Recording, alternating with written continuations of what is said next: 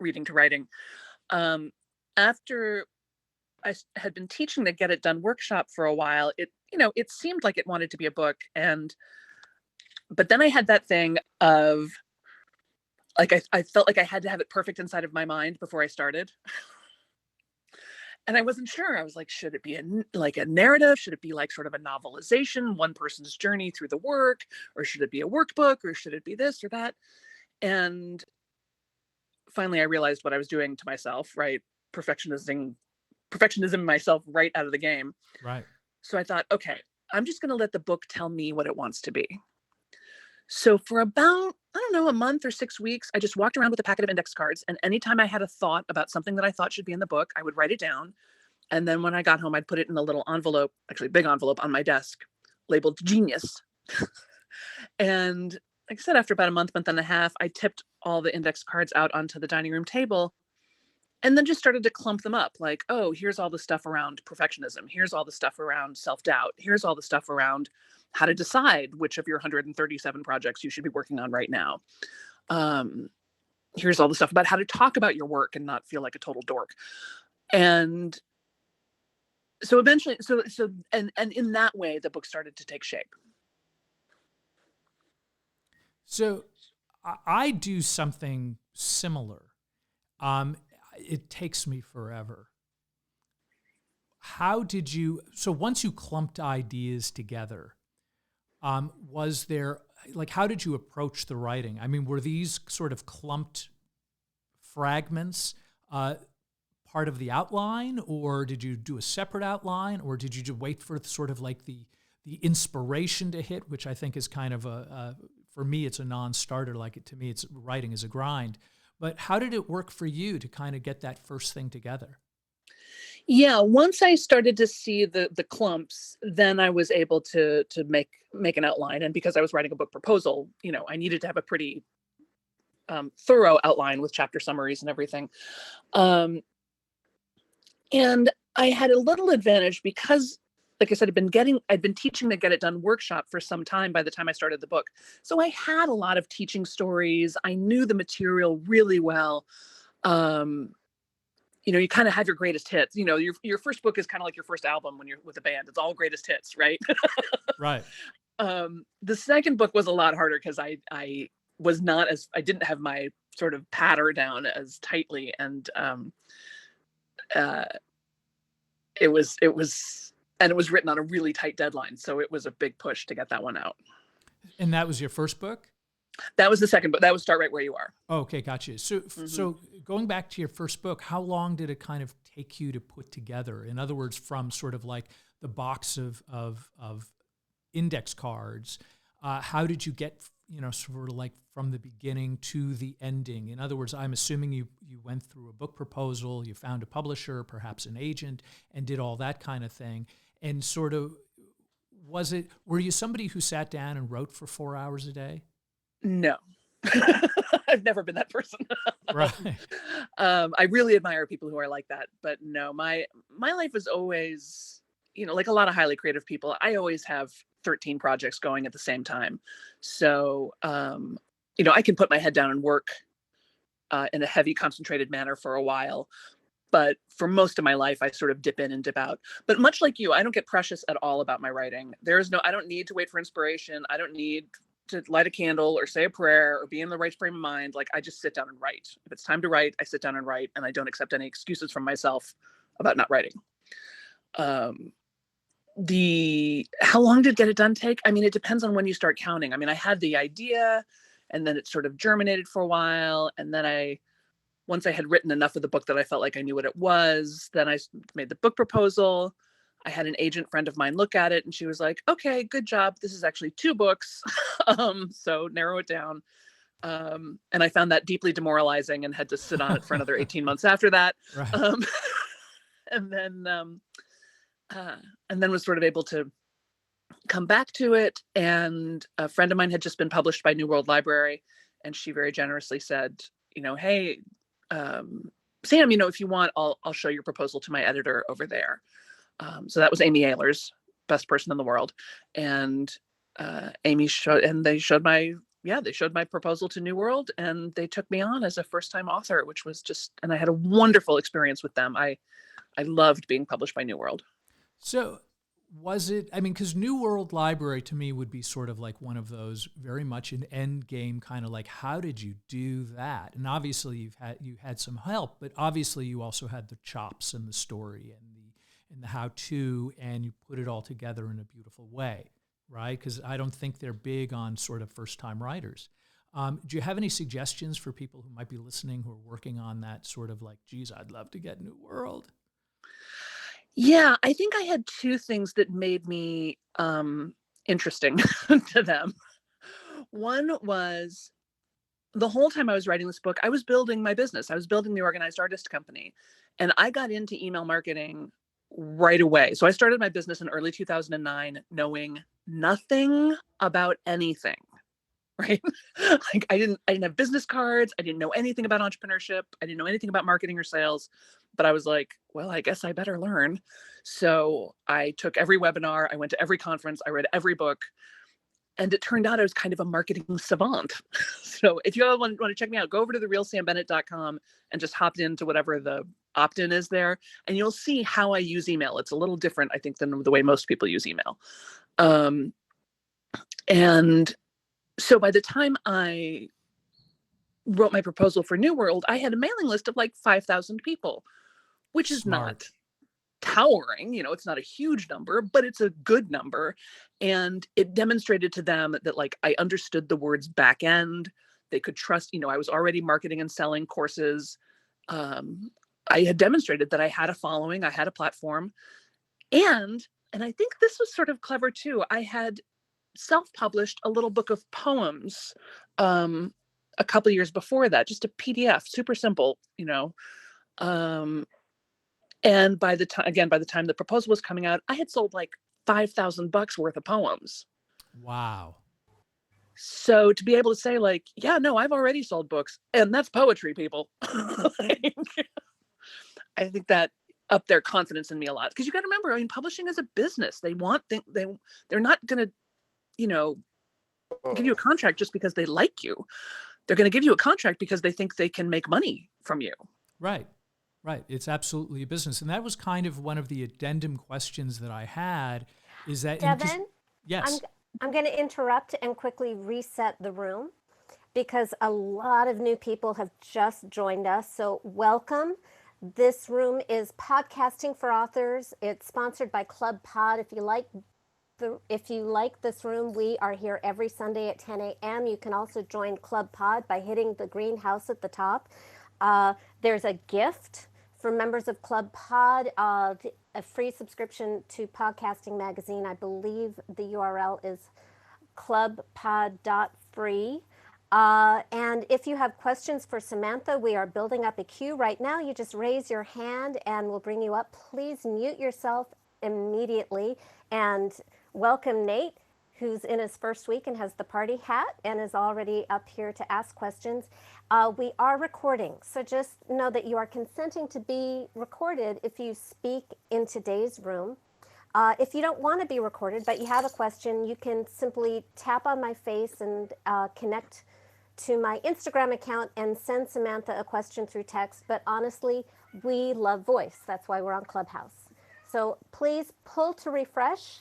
And if you're new, that just means touch the top of the room and pull it down to refresh the room. And let's get back to the interview, Devin. Thank you. Thanks, Morgana. Yeah, well done. Well done. So I guess my question, we'll go to questions in a couple moments. You mentioned self-publishing, and I think that's one of those ongoing discussions, certainly right now. Like I'm debating, do I want to go back to a traditional publisher? Do I want to start self-publishing? You've done both, right? Do you have any thoughts on that? Yeah, it really, it just depends. There isn't a right answer, and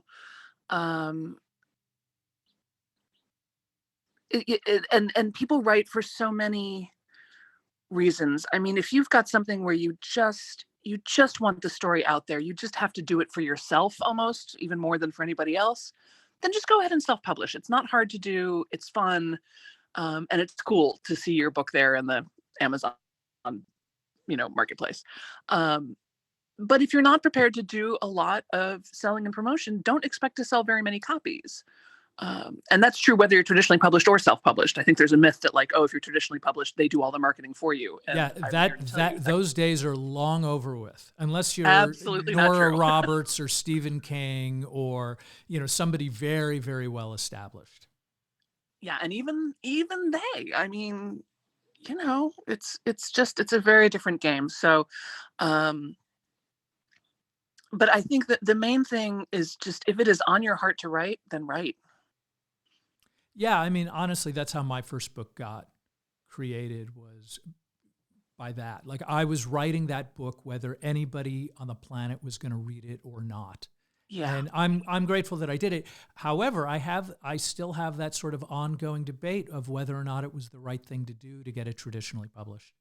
And whatever, it's out, it's done, and we move on. We keep writing, right? Yeah, it must have been the right thing because it's what happened, right? I mean, right. No, and absolutely. At some point, you just embrace the fact this is how it goes, and it was a learning experience and a great choice. We bless that. Correct.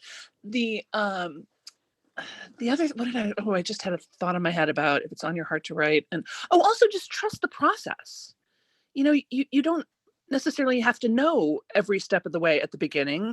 Start writing, see what happens. I was fully intent on self-publishing, get it done, when Amy, like I said, she's one of my closest friends, and she had just had her book published, and she looked at me and she goes, "I don't know, Sam." She goes, "I think you would kind of like it if it was like a book." And I was all like, "Oh, sure, like my dream since I was 7, fine, whatever, maybe." And so the deal I made with myself was like, okay, I'll submit this proposal to this one editor, and if she says no, then I'm just going to go ahead and self-publish, but I'll give this one a try. And as it turned out, she said yes. So I totally love stories like that, where it kind of just is like, yeah, you're just in the flow and it worked out and it's wonderful. And so I love that. I love that. And can we take a question? I think the first person in line is Kafui. I hope I pronounced that correctly. I apologize if I didn't. If you could unmute yourself. And absolutely right, Devin. Yes, Kafui. Hi, Kafui. Hi, hello. Hey, good morning. And do you have a question? Good evening. It's nighttime here in the UK. But that's right. my question is sort of directed more towards writing and podcasting, because I'm currently in the process of writing my first novel, which is also being turned into a podcast. It's similar to what Ronan Farrow did with Catch and Kill, if you've seen or heard or read it. And I'm at my wit's end as to what should go into the podcast and what should go into the book, because obviously with a book you have more room to throw in more characters. With podcasting, because everyone's listening, you want it to be a more easy listening experience. So I just don't know what goes into the podcast, what goes into the book. I'm very split.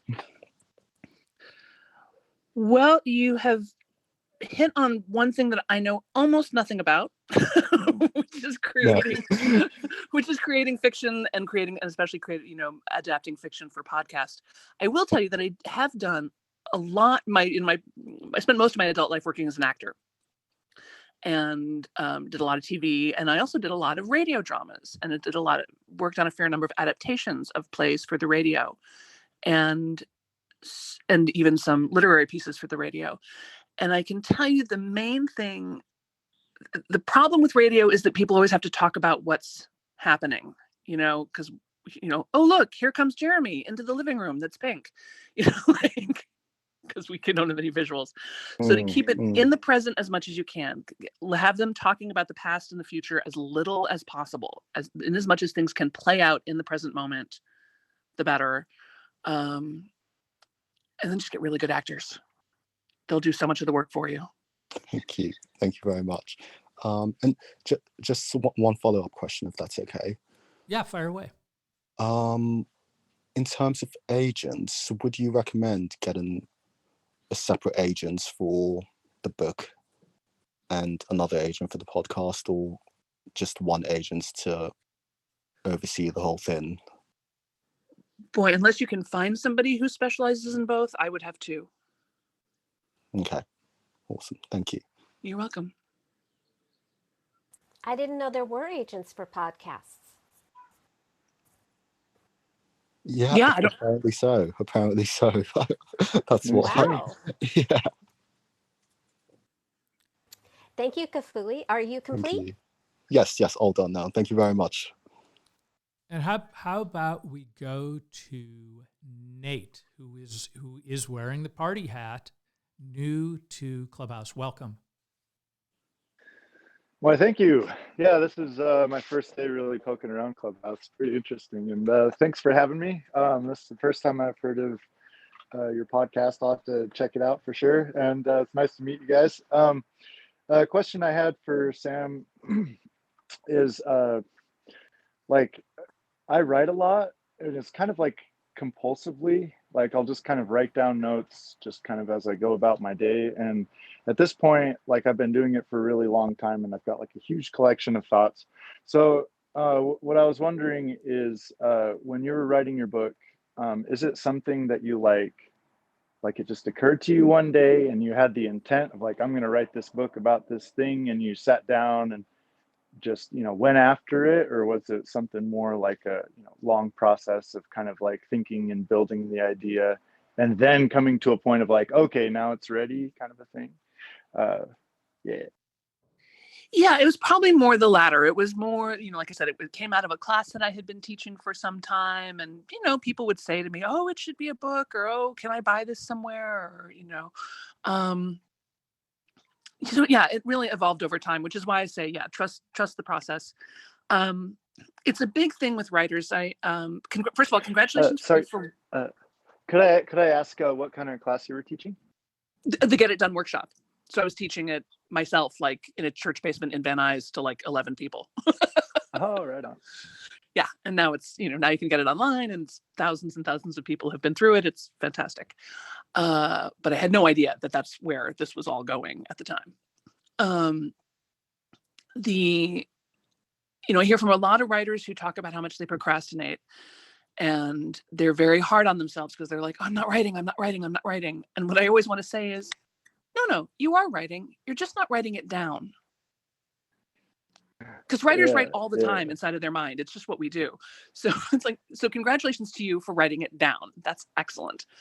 And now the problem you have is retrieval, right? So you need some way to organize your relevant thoughts and be able to retrieve them.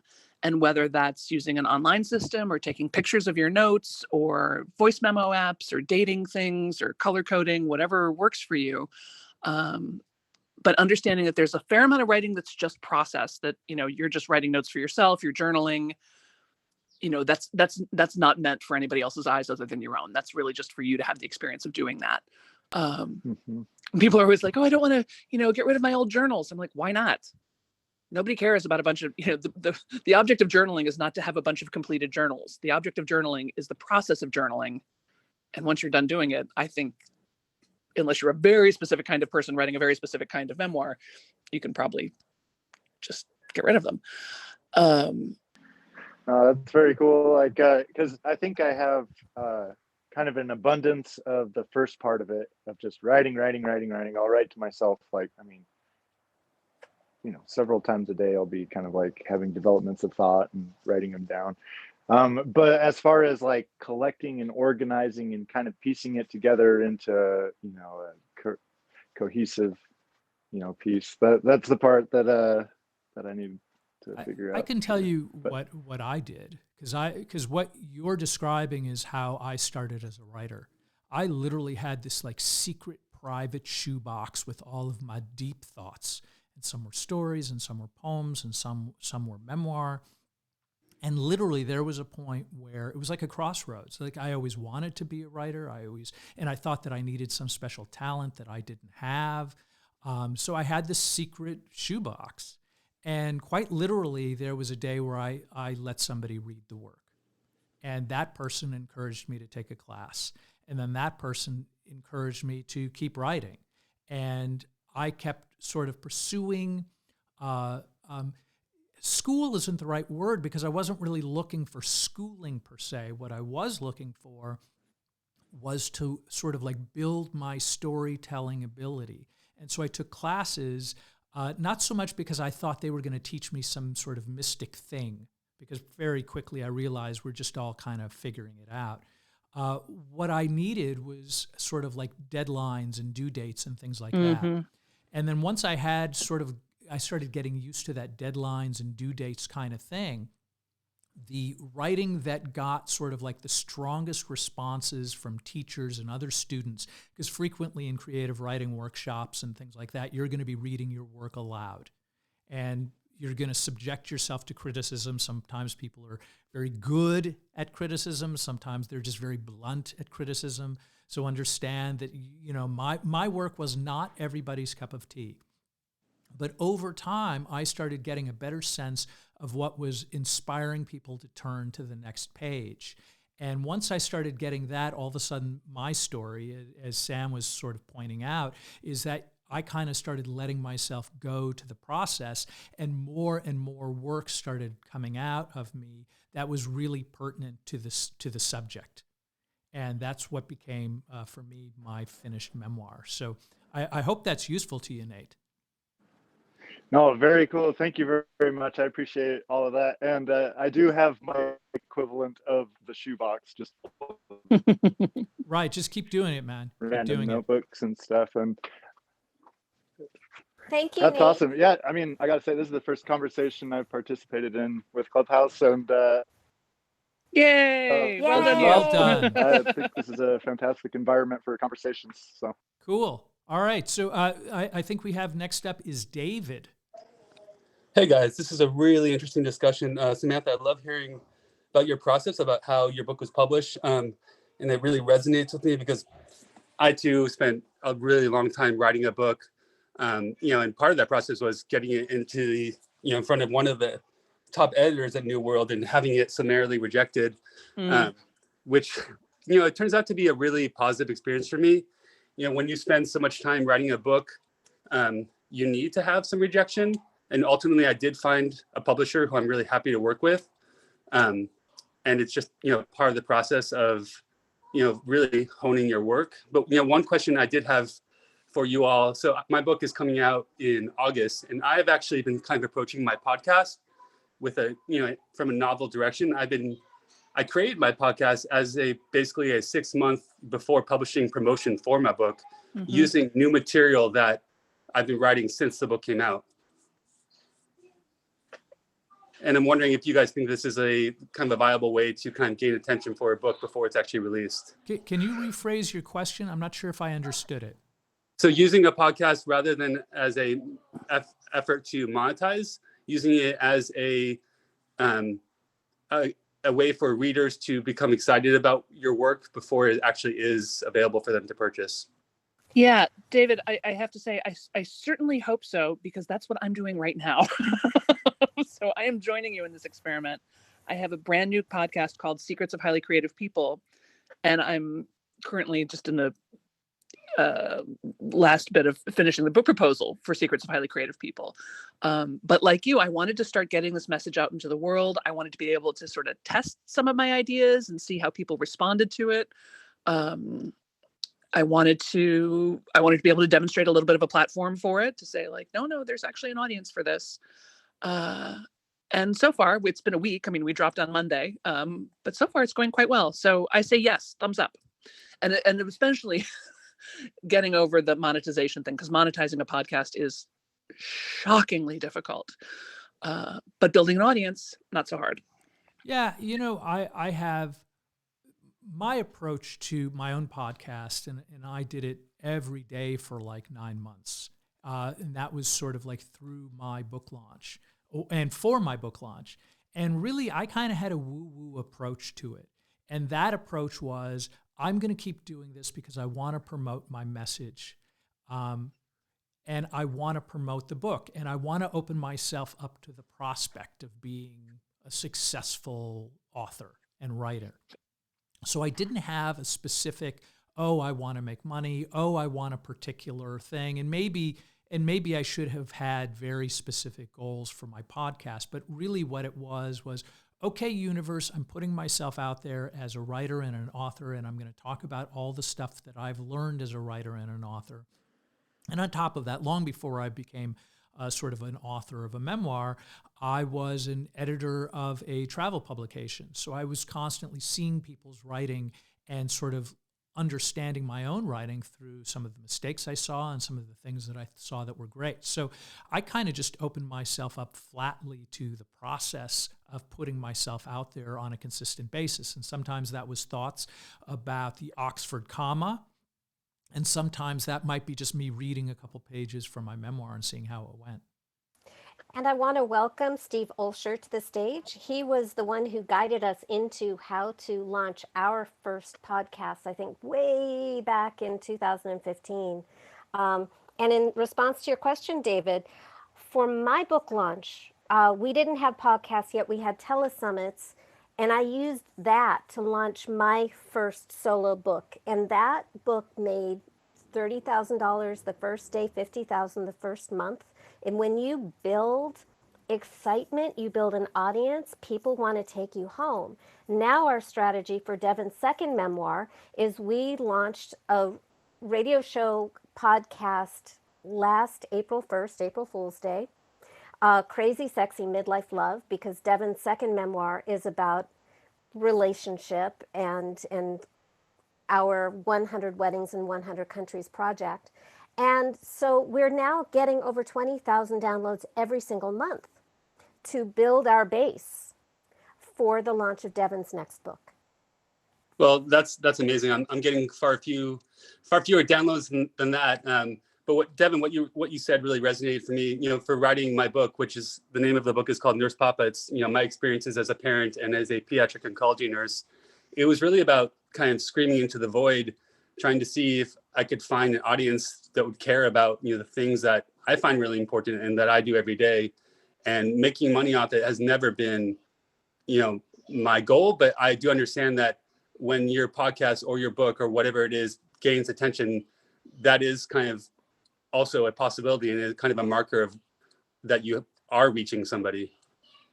Yeah, first off, you absolutely have a market for your book.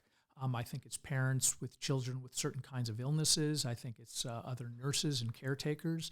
One of the things that I was guided to do was to literally make a list of the human beings, of different professions and society that might be interested in my message. So I had kind of a clear, these are the people I'm writing for.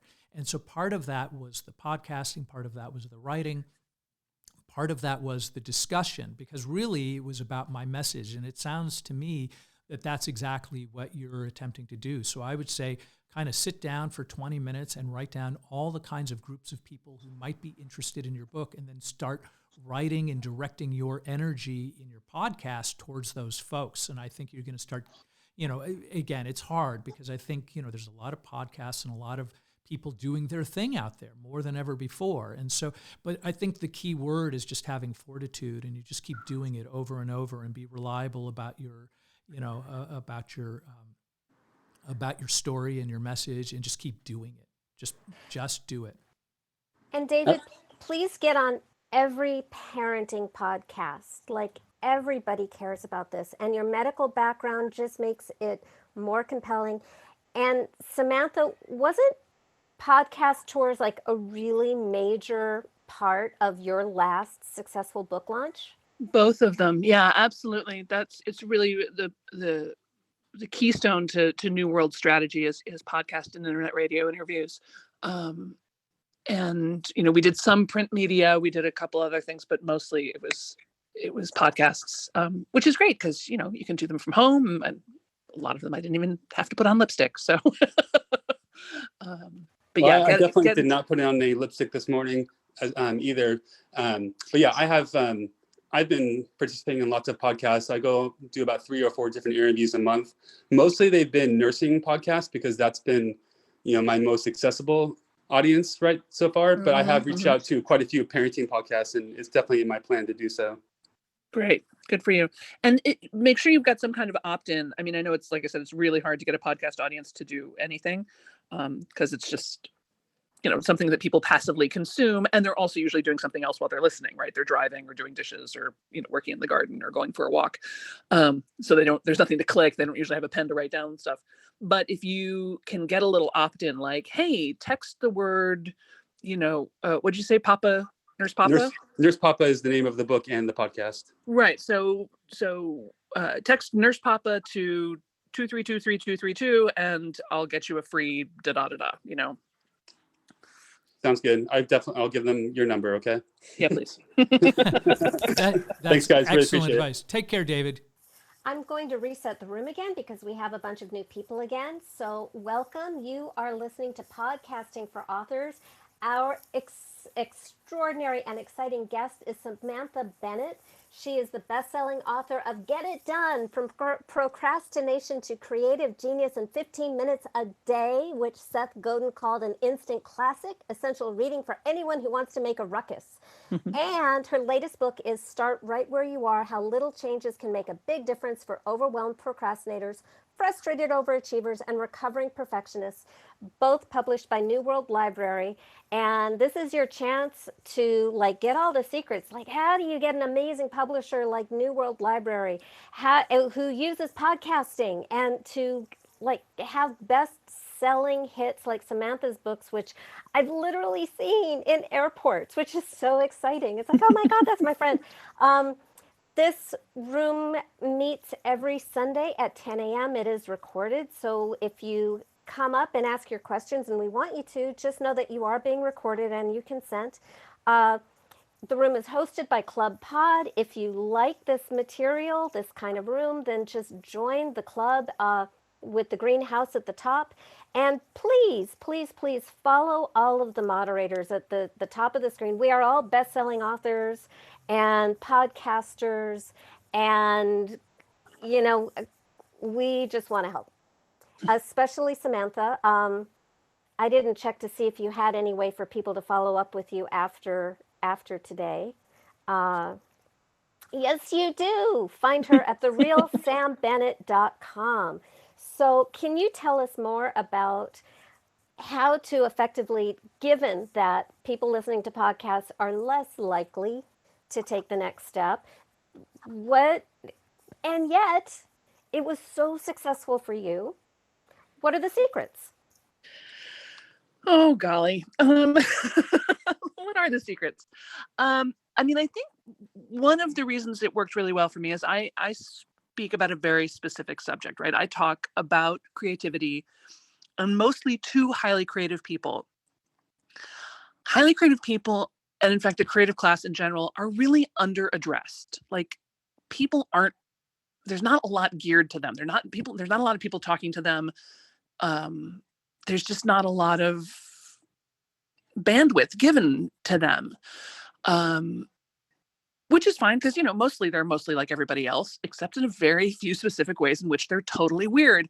And so if you can sort of call those out, people start to feel seen and heard. And if you can, say stuff in a way that makes people kind of raise their hand and go, oh my gosh, she's talking to me, then now you've set the hook. Now they're much more engaged with you. Now they're really interested. Now they will follow up. Now they will go look up your book on Amazon. They will tune into your podcast. They will, look for you in other places and follow you on social media.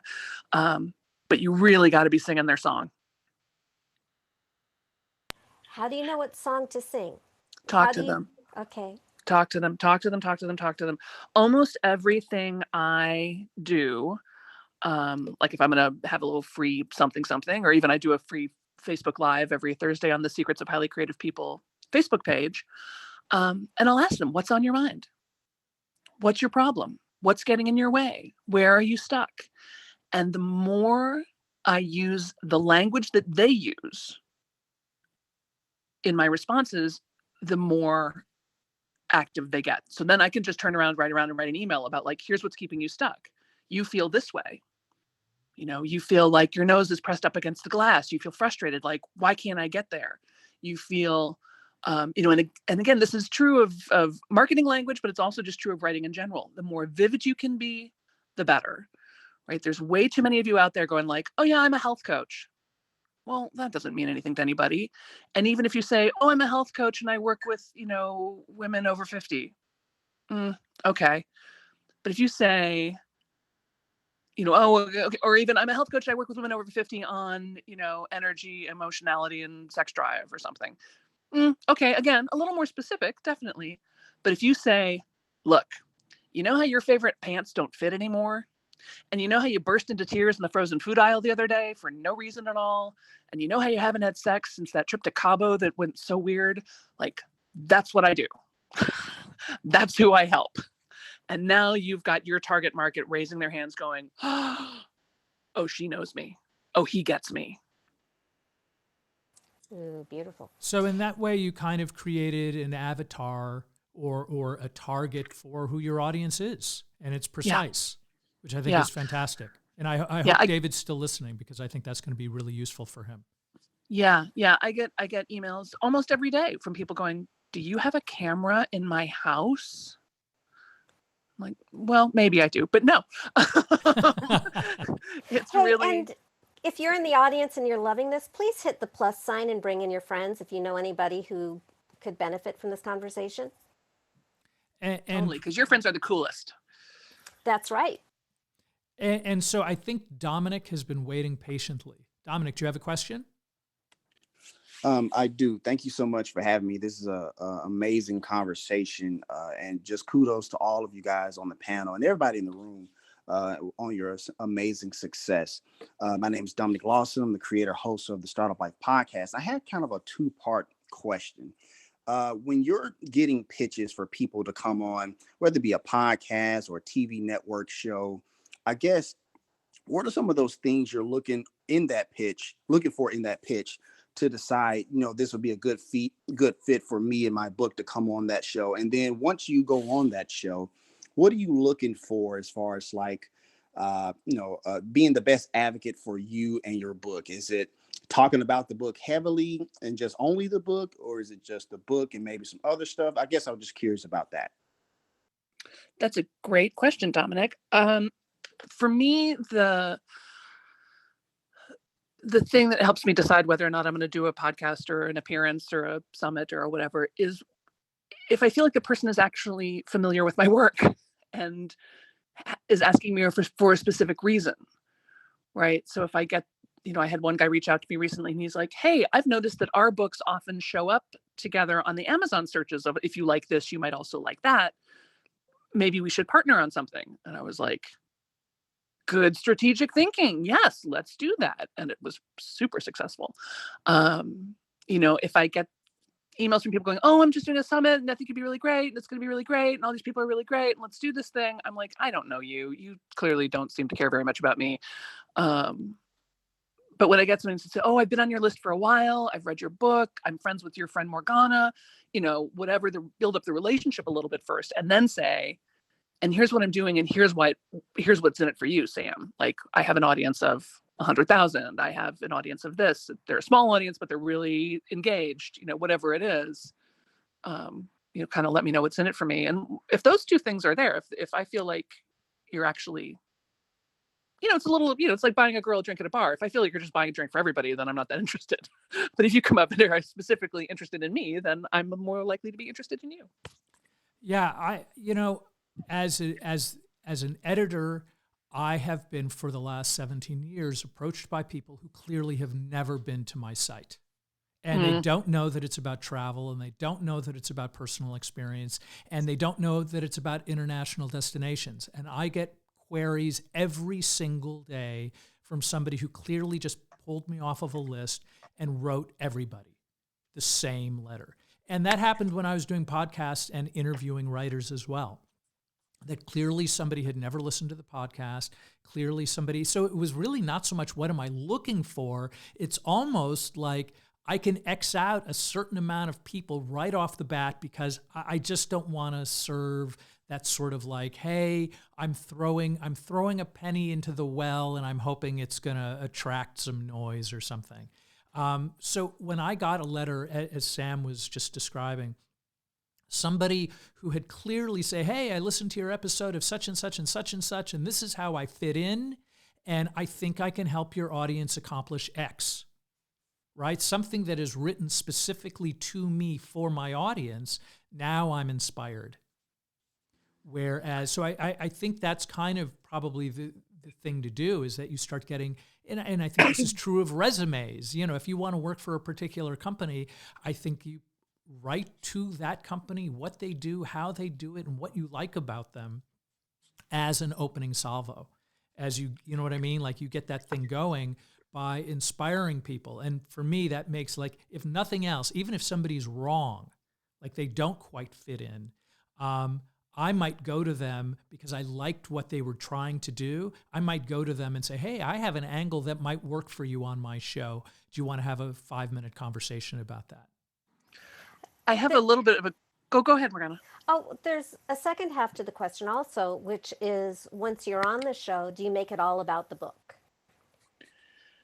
Once I'm on the show, the interview goes where the interview goes. It's not my interview. It's not my book. I surrender to the present moment. So, but that's me. I'm an improviser. I like things loose. I like things real. Other people, no, they only want to talk about the book. They only want to tell their 5 stories that they're telling all the time, you know. But no, I'll talk about anything. And I like to talk about anything. I'm definitely, as a guest, I'm definitely sort of like roll with it. In other words, if somebody wants to just dive in and talk about my book, I'm happy to do that. And if they have a particular thing where I can provide service to their audience, then I'm going to go with that. And again, I think you just roll with it, because frequently what we're doing, especially on a podcast, and what we're doing right now, we're just having a conversation. We're just going to talk about it. We're going to throw out some ideas. Hopefully people listening are going to go, oh yeah, no, that works for me. I can use that. And I think you just run with it. Well, the bigger theme I'm hearing from both of you is that you're serving the show. Always. Yeah. And I think you just have to be flexible. I was on Coast to Coast Radio a couple of years ago, and I did my usual pitch, and I could hear that it wasn't landing. And I pivoted because I knew that the interviewer was interested in certain things. So I went in a totally different direction, and that's what got me on the show. Yeah. I will tell you a happy story about reaching out, because I think there's a little bit of, I don't know, sort of mystical alignment of things. I mean, I think so when you're sending out those pitches, you know, I said before, when I'm writing, I don't do anything special around my writing. I don't light a candle. I don't say a prayer. I don't do anything. But when I send an email, particularly an inquiry like that, or I'm asking for a favor, or even sending a broadcast to my list, I stop and say a little prayer then. And like, does this feel right? Is now the right time to send this? Is this, you know, and just say a little blessing, like that this is going to be received by whoever needs to receive it in whatever way it needs to be received. And sprinkling that little bit of fairy dust on, I think really, I don't know, it helps me anyway. And I will tell you, I'm sure you guys get this too, like on LinkedIn, you get 9 billion people going like, hey, I saw your profile. I would like to connect with you. I help authors and speakers do blah, blah, blah, blah, blah, blah. And I'm like, stop it. Who is teaching the strategy? This is a terrible strategy. Like, I don't know you. What are you asking me for? This is ridiculous. Can I get on your calendar? No, you can't get on my calendar. I don't know you. So I'm having a whole fit about all these people who keep pinging me on LinkedIn. And then this guy pings me on LinkedIn and sends this 3-sentence message that says, hey, Sam, I've checked out some of your videos, and I'm wondering if you would like to sell online courses on other platforms like lynda.com, LinkedIn Learning, Udemy, etc. If so, love to chat. There's no sales pitch. It's just a talk. Sincerely, Brad. And I'm like, I would respond. Totally. I was like, as it happens, I would like to sell my courses on other platforms. Thank you very much for asking. So I looked him up a little bit. Turns out he's local. He lives not very far from me. We got on the phone and got on along like a house of fire. I have now done 4 or 5 videos for them. Got to LinkedIn Learning. One of them, LinkedIn Learning, got super excited about. It's called Time Management for Busy People. And they made it their new and noteworthy class that week. So all of a sudden, I am immediately in the top 3 LinkedIn learning classes that week. I mean, I'm not right now. And like 37,000 people have seen it all over the world. And I'm having businesses now ping me like, hey, can you do a time management training for us? I'm like, why, yes, I can. So, you know, it can work. Sometimes things work. I love hearing stories like that because I think that's what we're looking to do. We're looking to sort of maximize our opportunities and go out there. Dominic, was that helpful? No, thank you so much. That was extremely helpful. A lot of times on our show, I'm able to get people on just for the sheer. I show the excitement that I have for what they do, and I was just trying to see if I can do just a little bit more. And also, like once they get on the show, how I can be an advocate for them and their book and what they do to not only serve our audience, but also to serve the author or whoever else comes on the show. I always try to look at it as a 50-50 proposition. Absolutely. Absolutely. I think that's great. Thanks so much, Dominic. And also, Dominic, just occurred to me, any other points of connection you have, like, oh, I'm from Chicago too, or, oh, I noticed you said you're an eldest child. I'm an eldest child too, or, I have also been married 4 times, whatever. Understood. Thank you so much. You bet. Donna, thanks for waiting. And if anybody else wants to ask a question, just hit your hand down at the bottom to raise your hand, and we'll bring you up. Please pull to refresh the room by hitting the top and pulling down, and ping your friends, the more the merrier, by hitting the plus sign and just adding some people to the room. Thank you. Hi, everyone. Hi, Donna. Hi, Donna.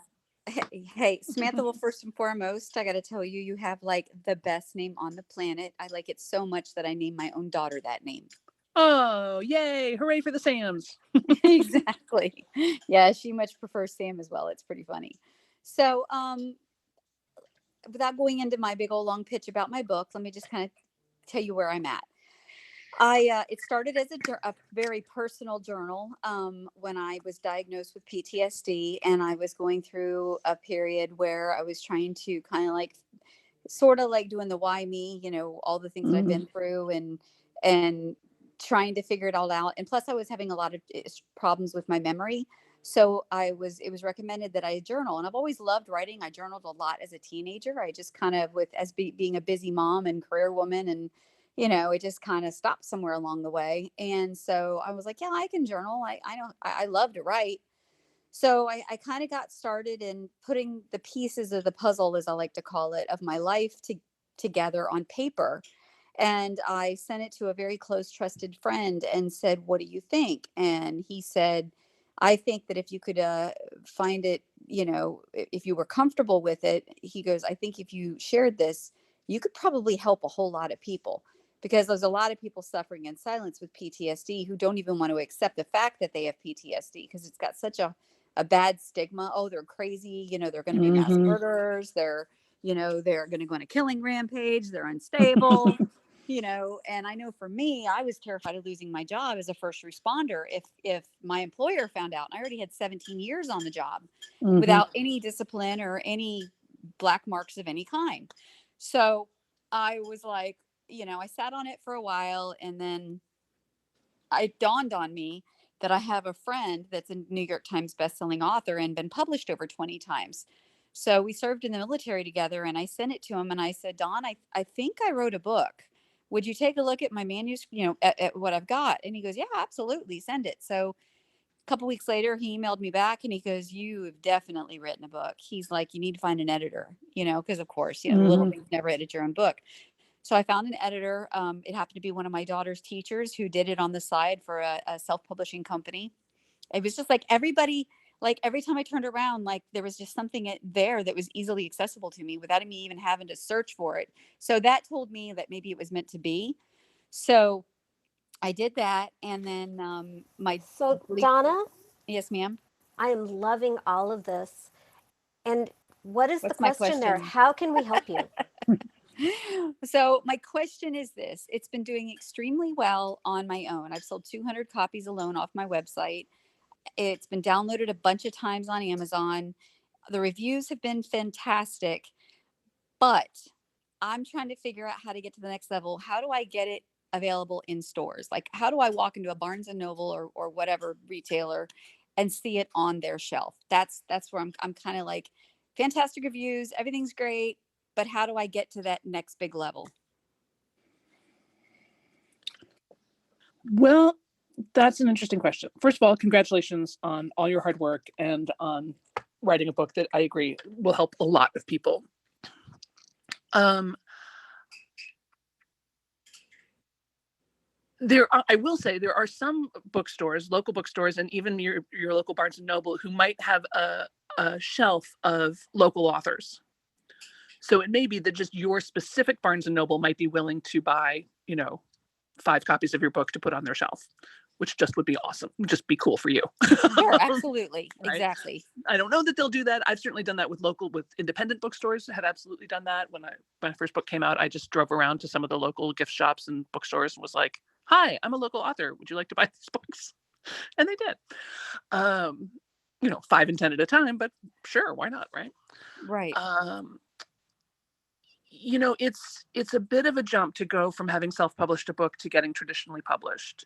In general, you need to sell a lot of copies, like many tens of thousands, I'm going to say, before they're going to go, "Oh, this book has an audience. We're interested. Let's buy the rights to it and publish it." So would you recommend that? Selling to a publisher? Well, I mean, again, right now you're not in a good position to sell to a publisher because it's already published. Right. And while 200 is fantastic, it's not enough. It downloaded 1,600 times on Amazon on the 15th. It was #1 in military biographies. Yeah, no, and all that's great. So I would just say keep going with what you're doing. I would get speaking gigs. I would just keep selling the book independently. That's just sort of my free advice. Just keep plugging away. Donna? Yes, ma'am? I would, and I can recommend to you the #1 media trainer for best-selling authors is named Joel D. Roberts, and you can find him online.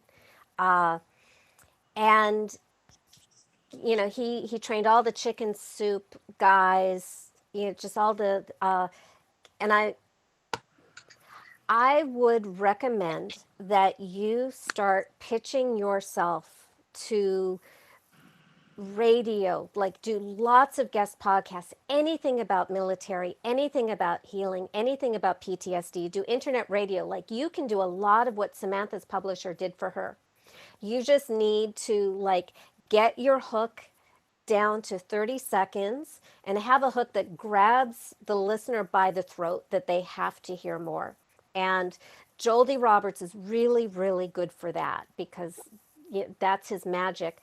But I see you being on everything for Veterans Day or when PTSD is in the news. People, we care. We care on so many levels, and I really think that if you want to sell your book big, you can be on Good Morning America. If you publish through Ingram, any bookstore can order your book because they can return it. And I did go through Ingram.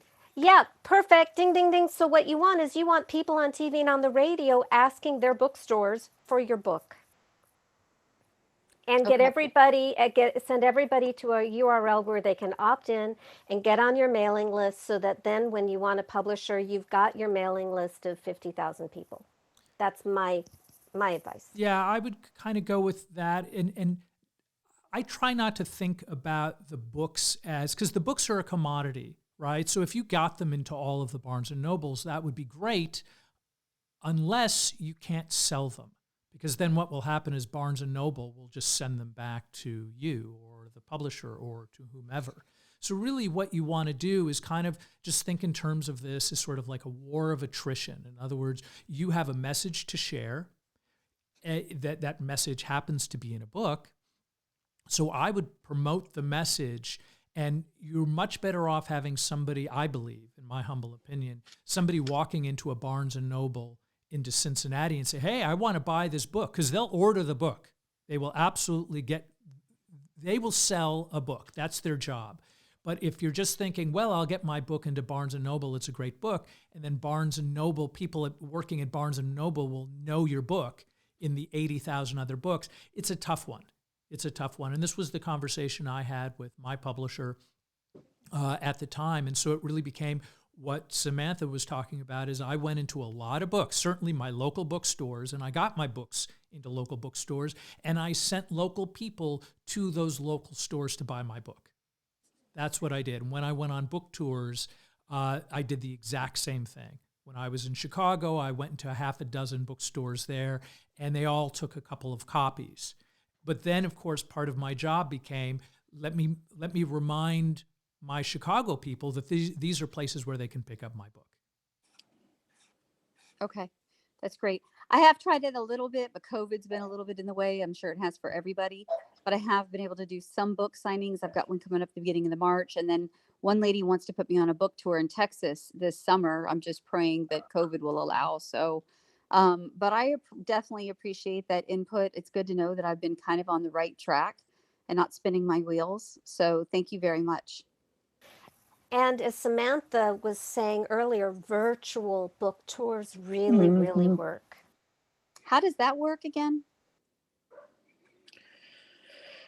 It can work in a lot of different ways. It can work just as a webinar. It can work where you go around visiting book groups. There's a lot of online book clubs that will have you in to speak. Okay. You know, there's, you can, you know, Morgana was talking about creating a summit too. You can do it with a bunch of other authors and sort of do a group thing. There's really no limit to what it can look like. And it's one of the exciting things about being in publishing right now is there isn't really a right way. There's just kind of your way.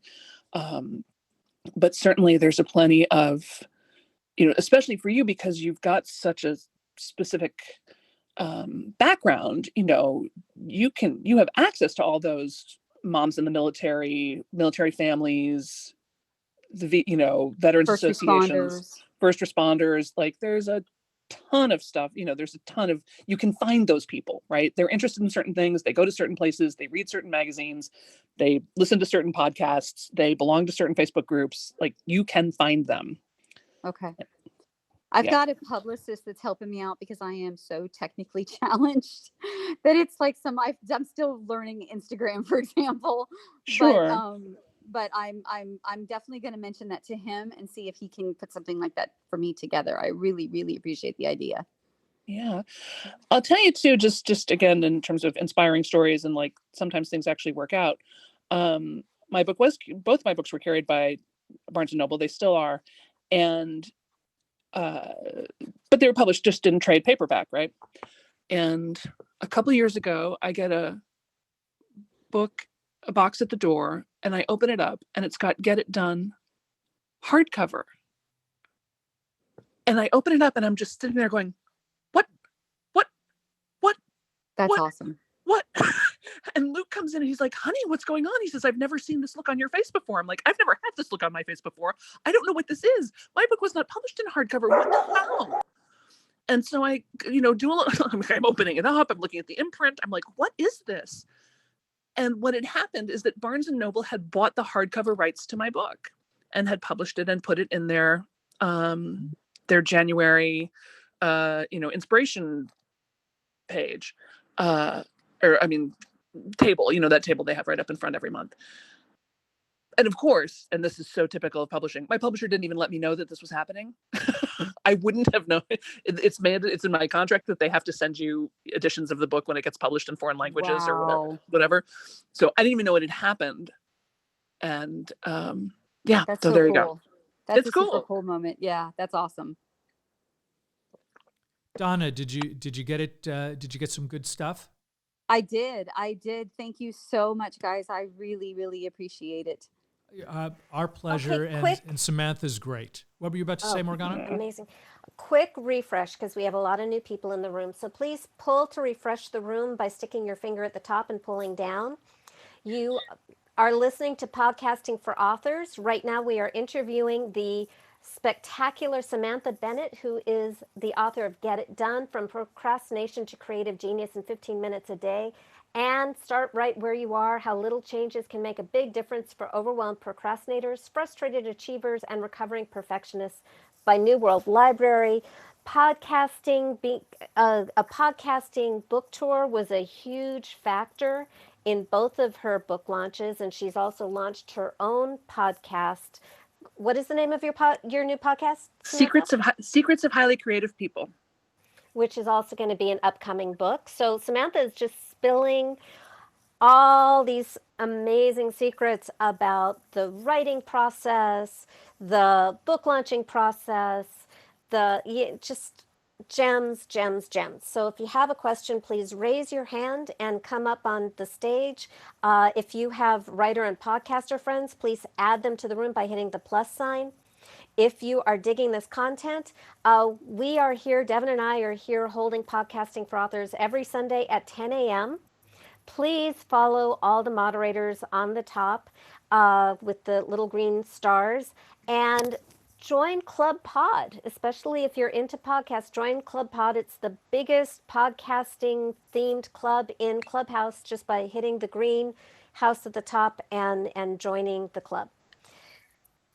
That's all great stuff. And by the way, I just love having Samantha here. She is just a fountain of wisdom. This is right? like really, no, it's amazing. It's really amazing Thanks, stuff. Guys. Good. So, Linda, thank you for your patience. Do you have a question? Hello. First of all, thanks so much for bringing me up to the stage and letting me ask a question. I saw the title, Podcasting for Authors, and thought I'll pop in here and see what this is all about, because I haven't launched my podcast yet, but I've interviewed several people. It's called Women Action Takers. I'll be launching it in March. And so I'm kind of coming from the opposite perspective, and my question is from the opposite side. I don't have any books that are for women action takers yet, but I'm working on 2 different collaborative books right now. And those collaborative books are not called Women Action Takers. So my question really comes from a different perspective, that after I launch these 2 books that I'm currently working on, I am going to create the Women Action Takers series of books. So one of the first ones I have in mind is Women Action Takers with Healing Hands, because I find I connect with a lot of people who are in the healing space, so I want to share their stories. So my question is there a way to incorporate the books that I'm currently working on to launch into my podcast that hasn't launched? So it's kind of a weird question, I'm sure, but I just love to hear your thoughts on that, your perspective on that. So kind of what's coming, first of all, congratulations, great work. Yes, do what you're doing. Just first of all, that. The thing that sort of pops into my head is, I wonder if rather than a book, they're not booklets, little books, chapter books. Especially if you're self-publishing online, there's no reason that it has to be a 70,000 word thing. And in fact, what I'm noticing more and more is that people really love short form. They feel pressed for time. They feel like, okay, if I can get a little bit of inspiration here in 20 minutes, or if I can read a little bit with a very specific outcome, that's kind of attractive to people. And then you can start to, again, grow the audience that way. And you can use them to cross-pollinate each other, right? So you can have the booklet say, hey, start listening to the podcast. And on the podcast, you can say, hey, if you become a Patreon sponsor, you can get the booklet for free, or just buy the booklet. And one of the things I was going to sort of tack onto that, just from my personal experience, is that, what I ended up doing for Writing Daily, which was my daily podcast, is I would certainly talk about all kinds of things under the sun, everything that pertained to writing. And I would refer to my book, because that's what I was doing. I was writing my book. So as a writer, I talked about writing, and I talked about my process of writing and the kinds of problems I ran into and how I solved them. in terms of being a writer, and was referring to my book often. In other words, I wasn't trying to sell my book per se, but what I did was I talked about it as part of the overall umbrella of the process of writing, and that was my experience. For our Crazy Sexy Midlife Love Show, which is getting over 20,000 downloads a month, and I keep saying that because I just can't believe it. It's so cool, Morgana. It's so Right? cool. That's amazing. Yeah, it's How did totally that happen? ridiculous. But we just, because we aren't really selling anything on the show yet, we're kind of just building a platform for an idea and a movement that will really support Devin's next book. So what we do in every episode is we send people to our website, crazysexymidlifelove.com, to join the Crazy Sexy Midlife Love family and download Devin's free ebook, Women Are Smarter Than Men. And Because they are. Truth. to build the family so we have fans before the book. We have a mailing list. We know who our people are so that they get to be the first ones to get access to the book. They get to be the special family and the messengers for us. We hope. Mm-hmm. Linda, is that helpful for you? It is. It's all helpful. Thank you so much. And so, Samantha, I just have a clarifying question. From what I was picturing in my mind is that if I understand what you were saying, is the recommendation would be from each podcast episode is to create a booklet. Is that kind of what you were saying? Ooh, that isn't what I was saying, but that could be cool. Oh, that's what No, I heard. Isn't that interesting? Yeah, it's an interesting idea. No, I was just thinking about, it sounded like you were sort of thin slicing some of your topics, right? So women in action with healing hands, women in action, in the boardroom, women in action, first responders, whatever it is, that you could do a subject by subject or target market by target market booklet, sort of reinterpreting your message for each audience. Oh, I gotcha. And just so you know, I reached out to you on Instagram and I sent you one of those long messages that you're going to ignore. Just kidding. No, I won't ignore it. Thank you. But I'm glad No, you said something because frankly, I do not check Instagram very often. So I'm glad you said it. Yeah, I sent you a message because I have a Women Action Takers networking event, and I would love for you to come in and talk about this topic because I think it's really important for for everybody, but especially us women that we need to have that safe space and hear from you. So I want to thank you all very much for this information, and I love the idea of the booklets. Something I would never ever have considered because it just never came to mind. So I'm definitely going to take that under my wing and run with it. Thank you so much. Yeah, no, my pleasure. And that's great. Yes, let's definitely talk about the networking thing. And so everybody see what she did there? See what she did there? She connected with me. She let me know what was going on. She has a topic that I'm interested in. She's pinging me on Instagram. I'll probably do her thing, right? Whoop, whoop. Yeah, there you go. That's, people act like success is some big magical thing that nobody can get except the people who already have it. And it's just not true. You kind of have, but you have to lift your head up high enough so that success can find you. You also you have to take action. Yeah, you got to be in the room, be in this room. You got to be a woman action taker. That's right. That's right. Show up. Show up. Anyway, thank you so much, Linda. Can we you. go now to Nancy, who's been everybody's been waiting really patiently. Thank you so much for your consideration, everybody. So nice.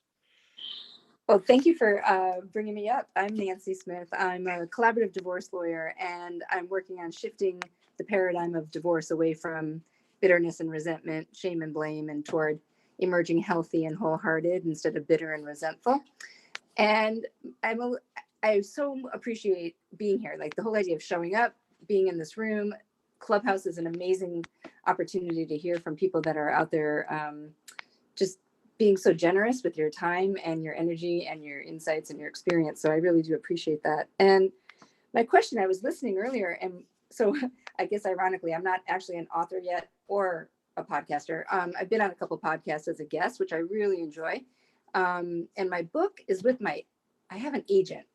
Because in my mind, I thought I wanted to do it traditionally. For some reason, I'm not sure if it's my ego now, it's 3 years ago, but I was sitting around waiting for something to happen, and it's got me kind of bummed. And I'm wondering, on our take action theme that we've been discussing, this whole idea of having a podcast agent that somebody mentioned. And I wonder if you could speak to that and, how do you find one, or is that really a thing, or do podcasters, because you guys and by the way, congratulations on the success of your podcast. And I love that idea that you said, Morgana, about building the platform for an idea and a movement, and building your family, and building your base, so that when you do have your book ready to go, you've got your network, and then your publisher kind of knows that you're serious and you've got your platform established. So any suggestions about that, like getting into the podcasting world? And do you do it all by yourself? Like it sounds like it's a full-time job to kind of do this in addition to your day job. So I'm just wondering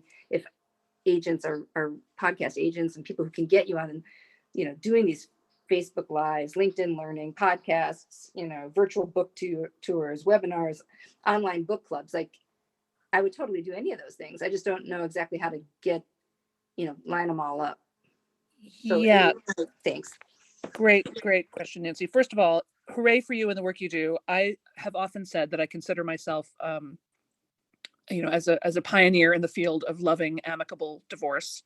I've been divorced twice, and I love all my husbands. That's awesome. Yeah, no, I'm a big fan. Divorce is. Somebody said it to me the first time I got divorced. They said, divorce is like graduate school and being a person. I was like, yeah. I support that. It's tough to put the bitterness and the anger and the sadness and the loss of all your dreams and identities, and put that, go back to the love of why you were there originally together, and how you're going to handle yourselves. Right. And what you learned and what kind of person you want to be. Exactly. Yeah. So as far as podcast agent, like I said, this morning was the first time I'd ever heard of that either, although it makes perfect sense to me. And it's true, we're talking about a lot of different ways and a lot of different sort of arms that you can put on your marketing efforts. And at the beginning, it does feel really overwhelming, because it is. And things feel overwhelming when it just seems like everything's coming at you with the same level of intensity, right? So it's hard to pick. So I would do some real discernment about where is your audience? What are they doing? Are they podcast listeners, or are they more readers, or are they more radio listeners, or are they more, where are they already gathering, right? And I would double down on just at least start with just one, like whether it's a Facebook page or a podcast or a group or a whatever, membership, whatever it is. It'll also depend a little bit on whether or not you need this to make money. I have always bootstrapped everything. So I've always needed everything to make money. I could never afford to do something just to take the time to grow the audience. So that was always a factor in my decision-making as well. So the thing was email. I doubled down on email. I built my email list. That's still pretty much, up until this last year, that was almost the only marketing I did was email. And then these podcast tours for the books. But so it's really, and then it's finding the format that works for you. Do you love talking? Do you love podcasting? Do you love being on camera? Do you love teaching groups? Do you love, do the thing that you adore doing, because believe me, you're going to be doing a lot of it. And then it's a lot of trial and error. I had somebody ask me recently in a very, very nice way, but they said, gosh, Sam, it seems like things just happen so effortlessly for you. And they're like, things just drop in your lap. And I was like, really? Does it really look like that? I mean, I guess I'm glad it looks like that, but I can tell you right now, it does not feel like that on the inside. And I said, well, to answer your question sincerely, the fact of the matter is I say yes to a lot of things, and a lot of things don't work out, but some things do. So at the beginning, you kind of have to say yes to everything, and then figure out what you're really great at and what really works, and then double down on that. I guess that's my advice. Yeah, I'm absolutely there, because I personally, I remember when I started doing my own research for all of this, there was a million things that I could have done. One of the things that I was comfortable with having a conversation. So I put myself on every single podcast, and I found out about their podcasts, and I researched who they were, what their angles were, and how I could reasonably fit in to provide service and value to their audience. Because I was willing to do that. I'm not the kind of person who's going to I ate a pizza today. Here's a picture of the pizza I ate at 3:00, and then put 40 pictures of a pizza on Instagram. I won't do that, much probably to my wife's dismay. But I will have a conversation. I'm willing to talk. I'm willing to podcast, as a host and just have a conversation about writing. I'm willing to do what I'm doing right now. But, in terms of like things like social media, that's not my strength. So I couldn't put that on there. And even when I did, it was just sort of like a failure and more of a learning experience of like, okay, this isn't my go-to thing. I'll wake up on Sunday morning and let's have a conversation and let's talk writing. And let's, I'll listen to Samantha Bennett all day long. She's freaking amazing. But that's kind of where I roll. So I think what you probably should consider doing, Nancy, is just kind of making a list of the things that make sense for you to do, and then go after 2 or 3 of them with wild abandon. And if you find you have energy to do more, then throw another piece into the mix. See how it goes. Yeah, Nancy, I've coached thousands of women over the last 3 decades. Women do like audio platforms. So they do like to listen to things like podcasts or Clubhouse while picking up the kids, while washing the dishes, while multitasking. So if your audience is women, podcasting might be, or internet radio might be a good direction for you to go. And a lot of it has to do also with how you promote the podcast, being like regular with it, rain or shine, no matter what, you never ever miss your appointment. Having a lot of hashtags that go back to, that are really going to, your people are going to find, your women are searching the internet for key phrases. I think it's such a great, great, great topic. Having a press release, so that the media is talking about what you do and what your podcast addresses, and then giving really, really good value. And podcasts don't have to be long. Samantha was, really addressing, like, people like to consume short. So you may want to have, you get to play with what feels good to you. Maybe it's a half-hour podcast, maybe some episodes are 15 minutes, maybe some episodes are an hour. Maybe you have like expert guests. Like, wow, I've been thinking we should get John Gray on our show because we have a connection to him. That would also be very appropriate to you, like anything relationship oriented. But as Sam was saying, it's really easy to burn out because everything feels like it has equal urgency. And podcasting is not a quick thing. It's a long game. I would also definitely, for you, look at being a guest on other podcasts and radio shows, driving traffic to your own podcast and your own web page on all this other media, to build brand awareness for what you do. Is any of this helpful, Nancy? Oh, all of it is, of course. Thank you all so much. I appreciate it. And I appreciate the follow the love piece and, stay for me to be in my zone of where I actually feel comfortable and what is going to give the most value to people. And so I do appreciate all that. But you didn't follow up on that podcast agent idea. Is it real, or like I could just Google it, I guess? None of us have a podcast agent. Like, okay. I'm sure it will be something at some time. Also, by happy coincidence, the 3 of us here on the moderators line are like refugees of the entertainment industry.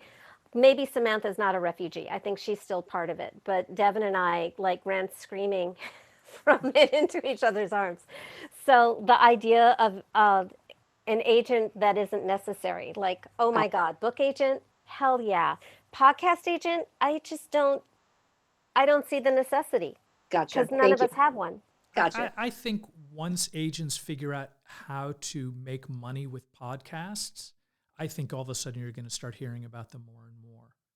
But I think a lot of podcasts have been very, very successful just by providing great content. I appreciate that. And it's good to do the, as you said, do the research, be authentic, find out who's doing what in a space that would be valuable, and then, making a connection that way. So I appreciate your time very much. Thank you so much. I'm done. And quickly resetting the room. Also, because goes towards serving you and everybody else here who is, in the process of imagining your podcast to be, wanting to increase results with the podcast you have. This room, Podcasting for Authors, is sponsored by Club Pod. So if you join the club, the little greenhouse at the top, there are other rooms going on round the clock on how to create your podcast, how to monetize your podcast, and anything podcast related that anybody can think of. And there will be more rooms as people think of more topics on it. Our room is Podcasting for Authors. We're specifically focusing on the whole art of writing and marketing your book and using podcasts to promote your book and your brand and your business every week here Sunday at 10 a.m. Pacific time. Please follow the moderators. Raise your hand if you have a question. Please hit the plus sign down below if you're thinking the content is useful. Please add friends. And please pull to refresh. Just pull. If you don't know what that means, you just touch the top of the screen and pull it down and it'll update all the photos. And I think that completes resetting the room. Devin, you want to take over? Yeah, give me a second. Yes. Sorry, I was just bringing somebody else, I think Sun, onto the stage. So I'm personally going to be leaving in about 5 minutes, but I'm going to leave you in very able hands with Morgana and Samantha. So how about we move on? Why are you leaving? Oh, right, because I have a writers group. And so I have people that I've been writing with for years. They ensure that I get work done. So this is just a shout out that if you are having a difficult time getting your work done, working with a writers group is great, because every week I have to have writing material completed. Otherwise, I'm wasting everybody's time. So I meet with about 6 people for about somewhere between 2 and 3 hours, and we talk about our work in sometimes very frank ways that upset my feelings. But they let me know, some days I nail it, and some days it's like, nah, I think you need to rewrite that paragraph a lot. And so I think it's a wonderful process. If you haven't done it before and you're having trouble getting work done, there's all kinds of people that are waiting to sort of like meet with you. It's a great social thing, and you get to be surrounded by writers' peeps once a week. So anyway, that's my pitch for writers groups. And Lou, thank you for waiting. Hi, thanks for having me up. I'm the author and illustrator of the book Brave New Girl, How to Be Fearless. In 2017, I did a book tour in the US, going to places, workshops and talks in Barnes and Noble around the country, Stanford University. I did a workshop, and I really believe it helped increase the sales of the book massively in comparison to the UK, where I didn't do a book tour. The podcasts were pretty new in the UK at that time, but my agent did say, oh, we should maybe try and get you on a few podcasts, but we sort of didn't really get what it was all about. So moved on a few years, and I decided to start a podcast called Brave New Tribe, interviewing real life brave new girls. So bringing my book to life with real people who had found courage along the way in either work or personal lives. Sorry about my dog barking in the background. And a lot of the guests are authors who I have on, and I love having authors on the podcast because they're great storytellers. I'm able to read their books before interviewing them, so I get a really good background on who they are and what questions I want to ask around the themes of Brave New Tribe. And then from that, I founded a podcast guest agency. So I do help other women get onto other podcasts. And the reason for that was because I could only interview 52 brave new girls a year, and I wanted to be able to help women's voices and stories get out onto more platforms, more podcasts globally, way more than I could do on my own platform. So that's why I formed the agency. But I really think that podcasting is amazing for authors because they're storytellers, and podcasting is a storytelling platform. My question actually is, post-pandemic, do we think that real life book tours are over, or are podcasts really, do they do the job without the authors having to schlep around the country or go to other countries?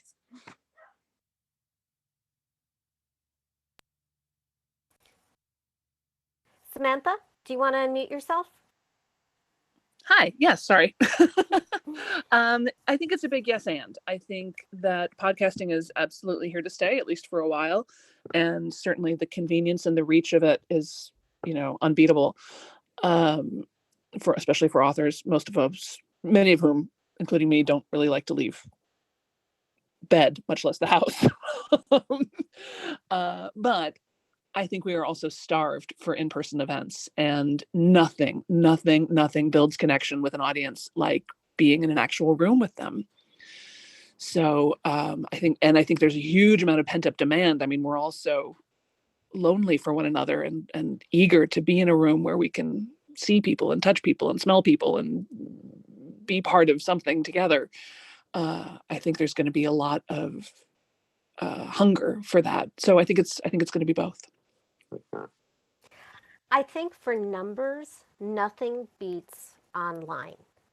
Being on like one big internet radio show can take you to number one overnight, because you can just reach a bigger audience online than you can in a bookstore. But bookstores are fun, and they make great photo ops, and it's an excuse to travel. So I agree with Samantha that in-person events meet a human need.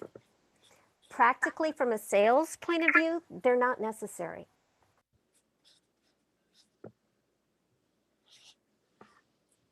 Does that answer your question, Lou? Yeah, that's brilliant, and I can't wait for the pandemic to be over and to have those personal connections. I agree with you, both of you. I think it's vital. It's our sort of lifeblood, even when we are kind of shy and don't want to leave home. I do think that when we dare, it has huge feedback, and I wouldn't have missed that book tour for the world. And I can see in the future that doing both would be amazing. So thank you so much. That's brilliant. But by the way, since you do run a podcast agency, do you only take women? What kind of clients do you take? I take both women and men, but predominantly women. They tend to be people who are too busy to do the legwork of, finding the right podcast for them, pitching properly, really bringing out the elements of the story that's going to work for an individual podcast and their listeners. So they're the people that tend to take me on because they're time poor. Sure. Yeah. No, the research part, nobody likes that. So they can just DM you on Instagram, right? Yeah, absolutely. Yeah, okay. Just get in touch. Great. Thank you, Lou. Kevin, you're on board. Good morning. Good morning. I am so happy. I saw the club pod. I thought Neil was in the room, and I'm listening to all the great conversation, and amazed at the direction that Clubhouse has taken and brought all these wonderful people in. And thank you for allowing me to have a voice. I am an author, and I will say this to everyone in the room. If you ever want to predict what the next disaster will be, call me, because I have a book coming out. I wrote a book called Letters to Elvis and did a little book tour. St. Martin's Press published the book. The day it was supposed to be released, the UPS strike happened, so they could not get the book out. The morning that the strike was ended and my book was ready to be shipped out, Lady Diana passed away. So no one was interested in the book. My second book, Sprinkles the True Spirit of Christmas. I did a very sneaky way of trying to tell people to be kind to everyone. So I told a Christmas story. So it's a novel. and went through the publishing process, and they didn't release it until Christmas Eve. And my last book, my most recent book, which just came out on Audible yesterday, Indispensable Games of X's and O's, was released 2 days before the shutdown of the world of pandemic. So if you ever want to know what the next disaster would be, I do have another book. I took my divorce and made it positive. It's called Dating with the Full Deck. I will let you know what the economy is going to be, how your relationship is going to go. Just call me, because my book is coming out in less than 30 days. Thank you. Do you have a question? Yeah, the question is regarding publishing and podcasts. What's the best way to launch your book through a podcast? If I can ask that. Samantha, would you like to take that? Because you've done that twice. Yeah, I mean, I think it's everything we've been talking about. First of all, Kevin, I'm so sorry that all these disasters have befallen you. But I will also say, welcome to publishing, welcome to entertainment, welcome to entrepreneurship. Like, everything happens always. Hey, I have a great sense of humor. Very, very little bothers me. Yeah, and it's just always a question of, well, how do we turn this thing that looks like a blockade into an opportunity? How do we turn this into a blessing? Like, there's always, every time there's a disaster, there's always an opportunity. So I do agree. Good for you, and good for you for keeping going and not quitting, because that's the main thing, is just don't quit. It's not part of my DNA. I change lives for a living, so good for you. I do this every day. Yeah. As far as launching a book by a podcast, we've talked already about sort of the two-pronged approach. One is having your own podcast in which you can be getting your message out and seeding your ideas and growing your platform. And the other is appearing on other people's podcasts and then trying as hard as you can to get those audiences to engage with you in some way, which is, a little bit of a trick. But it's also kind of a numbers game. I mean, you will at some point reach some critical density, as if you don't quit.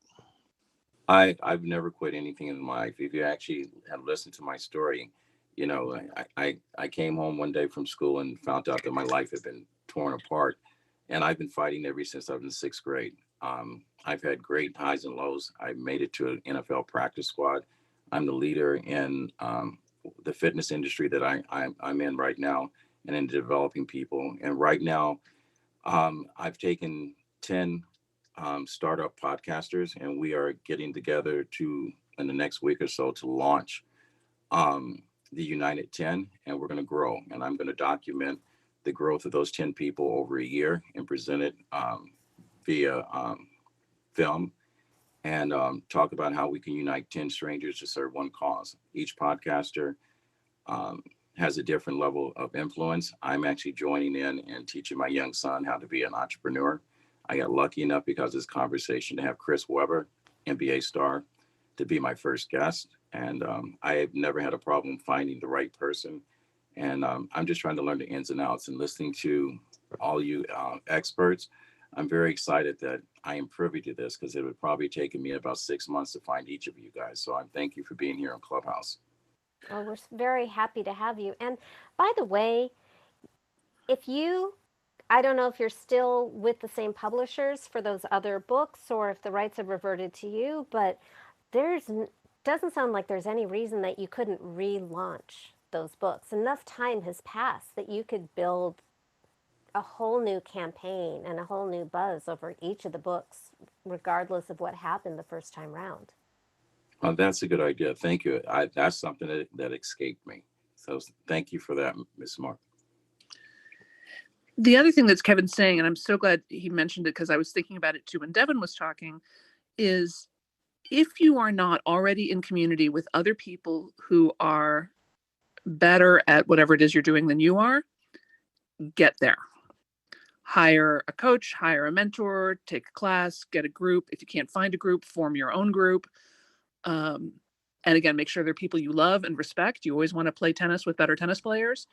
But you got to know that most of the people in your life have absolutely no idea what you do or why. And they don't really care. in the same way that you don't really care what's going on in their law office or whatever.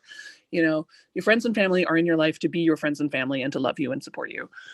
But you do need some people in your life who do know what it is you're doing, who have done what you're trying to do already, who know more about marketing, about technology, about websites, about branding, about agents, about the publishing process, about whatever it is. Get in those rooms, virtual or real, get with those people, invest whatever you need to stay there.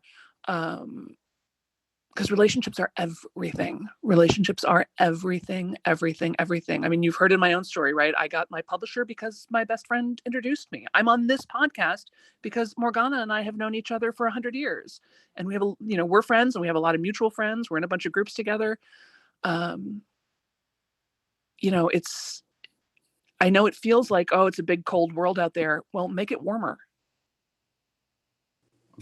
That's great advice. One thing I do not lack is confidence. It's funny. My son was telling me that the balance between who I'm following versus people that are following me were off. And I explained to him, I always surround myself with people that get things done. I look for quality in people, not quantity, even though the social media says, you've got to have a lot of followers. And that's the reason why I reached out to the 9 other podcasters and said, collectively, it doesn't make any difference if, you have 5,000 in your end, but I put 10 people together and we end up with 25,000 followers, we're success. And that's what I do. I do a great job of building success. I do a great job of getting people that was normally walking to believe that they can fly. And I've got a story to tell. And, my whole thing is I want to make a difference in life. Thank you, Kevin. Did you get your question answered? You guys have been answering my questions since I've been sitting in the room. So I'm going to say you guys are incredible. You guys are superheroes. Thank you. Thank you. Caleb, you've been waiting patiently. Do you have a question for us? Yeah, thank you for allowing me to come on here and talk to you all. And I stumbled across this room not too long ago, and I just I saw it said podcasting for authors, and I was like, well, I'm wanting to be an author. I host a podcast, so I guess this is a great time to jump on and ask a question. So I'll give you a little bit of context of where I'm coming from and a little bit, very short, brief explanation of my background, just to get some better context. And then if it's all right, I just have 2 questions for you all that I'm hoping that will be kind of interrelated, but hopefully relevant enough to those who are also listening to get some knowledge out of it from you all. So a little bit about myself. I used to be a youth pastor. I was in student ministry working with churches for about 10 years, and then recently transitioned out to pursue a career as an author and a speaker. And so I have a book that's finished. It's not published yet, but my ministry is called Simply Love Jesus. And the short version is how everything is complicated. Life, faith, family, friends, romance, preach, it's all complicated. But I believe that Jesus is the one thing that shouldn't be. And when we understand the answer to one question, all of the complicated things in our life and in our world will fall into place, which is, what does it mean to simply love Jesus? And so that's where I build all of my content around, and everything that I do. That's what my book is about. And I have a podcast, and this is now leading into the questions that I have for y'all. I have a podcast, and I also have a YouTube, and it's early in the beginning phases where neither of those things have hit the algorithm and necessarily drawn the audience, because it's still very recent. And so my question is, since it's still early on, because I make YouTube videos and I make podcast episodes, since it's still early on, should I be putting my emphasis on one or the other? I tend to be the kind of person who likes to have their hands in all of the boxes and all the pockets, and I try to do my best to I tend to get excited about things, but I know that it's probably more valuable if I just hunker down on one of those things. And so, in your opinion, which do you find may complement your book more, focusing on a podcast or a YouTube channel? Samantha, do you want to start? And you can unmute yourself with the mic down at the bottom right. Thank you. What's coming to my mind is why not just have one to do both. So record your podcasts, but also record them on Zoom or whatever, video platform you like. And then you can have both the audio version of your podcast and the video version of your podcast and have it be the same thing. Yeah, that's a really good point. It's something I thought about before, and now that I have the equipment to be able to potentially do both, it may be something to definitely look into. I think it's just because I think of, and I think of, it's always important to think about your audience and what are they looking for. And the one thing that I always try to think about is, okay, well, why would someone jump onto this podcast, or why does someone listen to a podcast, or why does someone watch a YouTube video? And I think those things kind of went back and forth on it, because I feel like people go to those for different things. People use YouTube. Sorry, go on. Some people are more visually oriented and they enjoy having visual stimulation. Some people don't. Women especially really like to listen and not have to be stuck in front looking at something. But some women and men really want to see who you are so they can feel close to you. So I'm with Camp Samantha. My radio show with Devin exploded in numbers, in audio downloads when we added the video. I have no idea why. I think our video numbers are crap, but our audio download numbers exploded when we live or simul streamed our radio shows with the video. Also, for marketing, you can take clips of video or audio. Take clips of audio, add some pictures, and throw a reel or a short video on Instagram is probably a great place for you. Wherever your people like to hang out. And by the way, people who love Jesus hang out everywhere. So, a question might be, are you talking more to men or women? Women do, I think, like audio, but I think you do a service by making both available. The real thing is, how do you limit your work? And also, nobody has ever been able to predict what is going to be a hit. If that were the case, a lot of movies would never have been made. So you really can't predict, especially in the beginning. Something may be like dead for 6 months and you're ready to give up. And the next month it explodes into something really big and you hit your stride. So I would just, double duty exactly the way Samantha said, do a Zoom and send the audio to Podcast Land. You can use Libsyn or Stormcloud or any number of services where you just hit a button and it gets distributed everywhere. And send the video to YouTube and maybe some other social media platforms. And then you can take the transcripts and turn them into blog posts, edit them into blog posts. I mean, repurpose, reuse. Genius, and that's great for search engines. Right? Yeah. Well, I really appreciate that. My next question is a little bit more focused on the author side. And that is, since this is all very new to me, I'm mainly a guy with really big ideas and not necessarily the administrative skills to know exactly what your next steps are. And I'm very big on, and I feel like everyone's like this. We just want to be able to make sure we're taking the right steps to put the most effective result for whatever career we're pursuing. And so for me, it's I would just love if you can give me a little bit of feedback. I would love if you would listen. I wanted to kind of give you what my plans are moving forward with my book, and just want to be able to hear it from other authors. Like, it makes sense in my head, but from people who have actually been there, does this plan that I have in my head actually work out? Caleb, because we are coming to the end of the room, can you give it all to us in 30 seconds? Or 1 minute? Yes, I can. Okay, great. Yeah, absolutely. So my plan is, and I'll put it in 30 seconds. My plan is I'm intending to self-publish the book. I have a friend of mine he's a full-time self-published author, and he writes his own books, but he also edits. So he's going to help me edit my book. And my plan is to take out a small loan that's primarily focused on marketing, and the rest of it is going to be for funding the printing process and whatnot. And so my goal is that when I self-publish the book, use that, and then as I continue to, when I break even, then attempt to reapproach a publisher and then republish the book through them and publish further books in the future through them.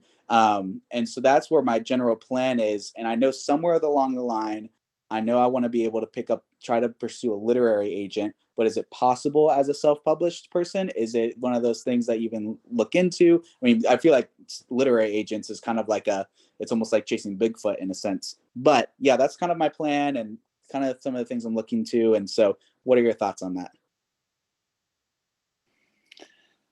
Yeah. I do have thoughts on this. I would, I find myself a little resistant to the idea of taking out a loan. I would bootstrap it instead.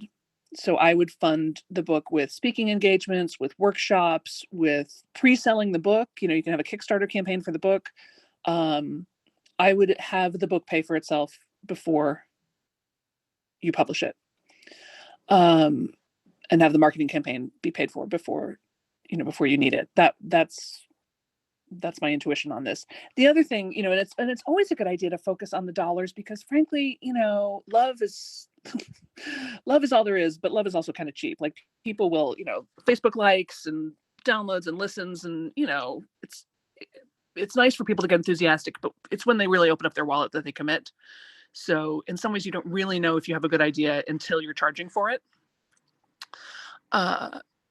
So that's my feeling on that. Again, it does happen sometimes that somebody self-publishes and then they're such a self-publishing phenomenon that a traditional publisher picks them up. It happens. It's not impossible. More likely they're going to say, okay, good job with that first book. Now write another book. You know, you can get traditionally published with a new book. And literary agents, you know, there's a slight Bigfootish quality to them. But remember, you're just looking for the right one, right? You're not looking for any agent. You're looking for the right agent.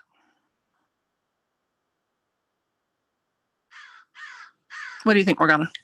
Oh, I agree with you. And I love what you shared, because making money from books is really rare. And usually doesn't start at zero. I did really well with my book, but I already had a really robust business and platform. And it was a 6-month book launch. And I invested heavily into it, and it was a lot of work. It was also a crazy amount of fun, and I loved every moment of it. But I loved, because I was also, while marketing my book, I was also marketing my business too. And I was also doing things that I was already really good at.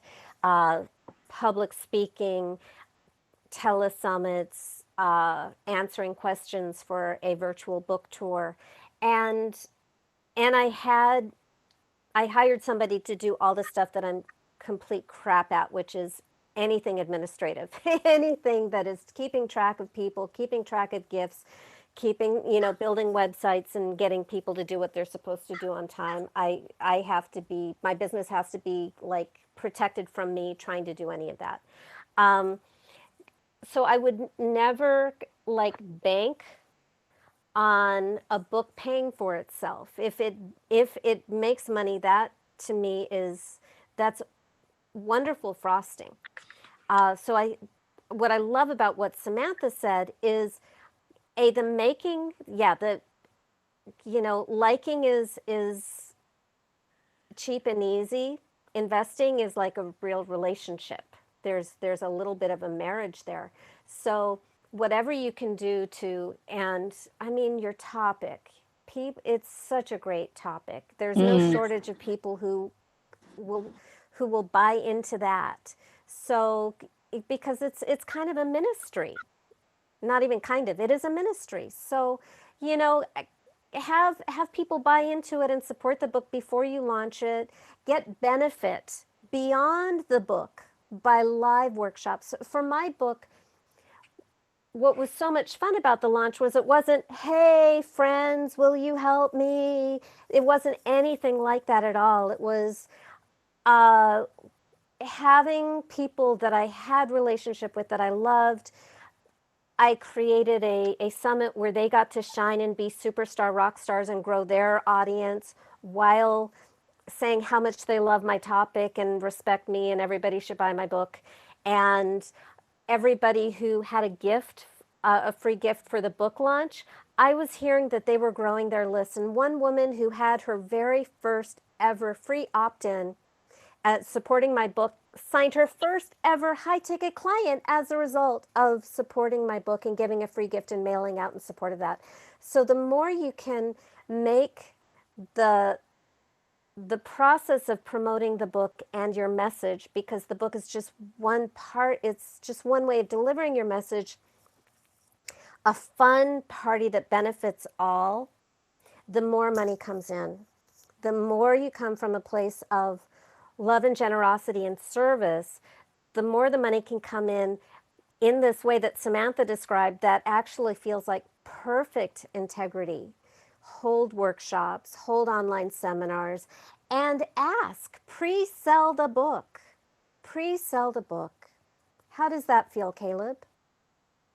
Yeah, I think it's good. I think some of the things that I've run into in the past, which is what had led me to bringing up like the loan, for example, was I've done attempts in the past of reaching out to friends and trying to share and trying to get a Kickstarter going. But I've just found, I don't know what it is, but I've just found that it has been more difficult. I don't know why this has kind of been what it is for my life, but I've just found it is a lot more difficult to garnish supporters and gather supporters for those things. And by the way, this is a very good exercise for you, because it's not going to get easier once the book is published and you have a bunch of debt. So learn how to get the supporters before you go into debt, because it's not going to change. In fact, it gets harder because you're more stressed when you have debt. Samantha? Yeah. Also, yeah, I just want to, this is kind of what I was trying to say earlier. Your friends and family are not your clients. They're not your readers. They're not your target market. They're your friends and family. So don't look to them. However, the friends of your friends and family might be a good target market. So you can, but I found, yeah, it's really hard to get your friends to share. It's really hard to get them to notice anything. I don't think my sister even read my last book. Like, and it's fine. I mean, I don't know what's going on in her office either. So you need to start building your own platform of people who are excited about what you're doing. And I know it's scary to go out into the big world and say, hi, here I am, but it's okay. And again, get in a group, get, create a little marketing consortium, get training, get a mentor, get somebody. Cause you can do it. You can absolutely do it.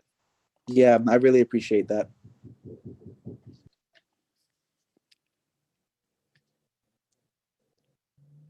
Oh my goodness, I was just speaking to you with my mic off. I was saying great questions, Caleb. Thank you, and I wish you all the success in the world. Thank you. And Sun, is it Sun or Soon? Am I saying your name correctly? You're right, Sun Young. They already have a son. Thank you. How can we help? So What's your question? So my question is so our book is the book that my husband and I wrote about opposites. And I'm trying to start a podcast. And so do I say, like, I have kind of gone into Google and looked at some information, and they said, first episode should be like 3 to 6 minutes long, or and so I'm kind of confused about, like, do I tell my audience that I'm an author to get the credibility and share my stories, or there's a different topics that I want to talk about, the life lessons that I have learned that is very going to be beneficial, so I don't know how to start the podcast, as far as like, where do I start, or can I do it for 10 minutes or 3 minutes, or do I start with the, this is Author Sanya, or this is, topic, or I just don't know. I've been recorded myself, but I'm not sure how to start in the beginning to get a credibility to launch, because I have another book coming up in processing of a printing process right now. It's called Invest in Yourself, and all the entrepreneurs, CEOs, everybody that who is going after, we all need to invest in ourselves before we can invest in our business and others. And so I just want to do podcast, but somebody said, well, just read a one chapter, to kind of get them hooked or something. So I have no idea. So this is great. Great room for me to get in. Well, Samantha, you just launched your podcast. How did you do it? Yeah. So again, I think that the first question is, and this is a real recurring theme in this conversation, is how can you best be of service? What do people really need to hear from you specifically? Who are they, and what are they really hungry to hear from you? The I will say okay, let me just start. So I just started 4 sentences and didn't finish any of them. Okay. The Secrets of Highly Creative People podcast, which is the brand new one, I recorded, I think 4 episodes ahead of time. So there's sort of an intro orientation that's, around 10 minutes, I think, 7 minutes maybe, that just kind of gives an overview of who I am and what I'm talking about and why. And then the next couple of episodes go into specific topics, how to manage the nonstop flow of ideas that highly creative people have. Because that's sort of the hallmark of highly creative people, is they've got a grillion ideas all the time. There's another episode that talks about the highly creative person's love of nuance and subtlety. You ask a highly creative person a question and they're going to say, well, it depends, right? However, this also means that we will overcomplicate a paper bag. So I'm just doing it sort of by topic. And we drop the trailer and then 3 episodes, and then there'll be an episode a week for the next couple of weeks. And then that will be the season. And we'll take a little break and maybe come back. And I might do interviews for the second season. I'm not sure. Does that help at all? The real problem, Jen, is that there isn't a right answer, right? There's just your answer. I understand. I think that was actually a pretty brilliant right answer. So a few things here is, you dropped more than one episode in the beginning, and I've heard this a number of times, like have 3 or 4 or 5. So, and the first one is an intro, and it doesn't have to be this really long epic thing. You just let people know this is what it's about, this is what you're going to get, this is what you can expect, and here's where you can find it. And then you have more content so that they don't have to wait or remember. And then you have enough episodes to get people hooked that they keep wanting to come back. And then you give yourself rest time. Yes. and like a good place for you to think is, what would you want to hear? Because everybody lives in what is it described as? Like we're all tuned into radio station WIFM. What's in it for me? So if you were the listener, because it's usually pretty safe to assume that the people you attract are going to be from your space alien planet, where they're kind of a lot like you. So what would you want to be hearing? What were your pains way back when, that, oh my God, if somebody had just told you that 30 years ago, and put that in. Yes, that's brilliant, Morgana. And I have to say, that's how Get It Done came about. I wrote the book that I kept trying to buy. I kept buying other books, hoping that they would be Get It Done. And finally I realized that book's not out there. I have to write it, because there's all these great creativity books out there, but it's all like, unleash your inner artist. And I'm like, no, plenty unleashed already. Thanks very much. Like, don't need any more unleashing. And then there's all the great productivity books, but creative people don't care who's moved their cheese. So I needed to write basically, what is project management for the highly creative person? How do you get your stuff done when there isn't a right way to do it? There's just your way. And so I think asking yourself that question, what's missing? What do I keep looking for that I'm not hearing anybody else saying? Apparently I am the designated spokesperson for that. Yeah. Thank you for great answers. I guess one of the things that our book that we wrote about opposites, we're so opposite from each other, and how do we get along? you're facing daily frustrations.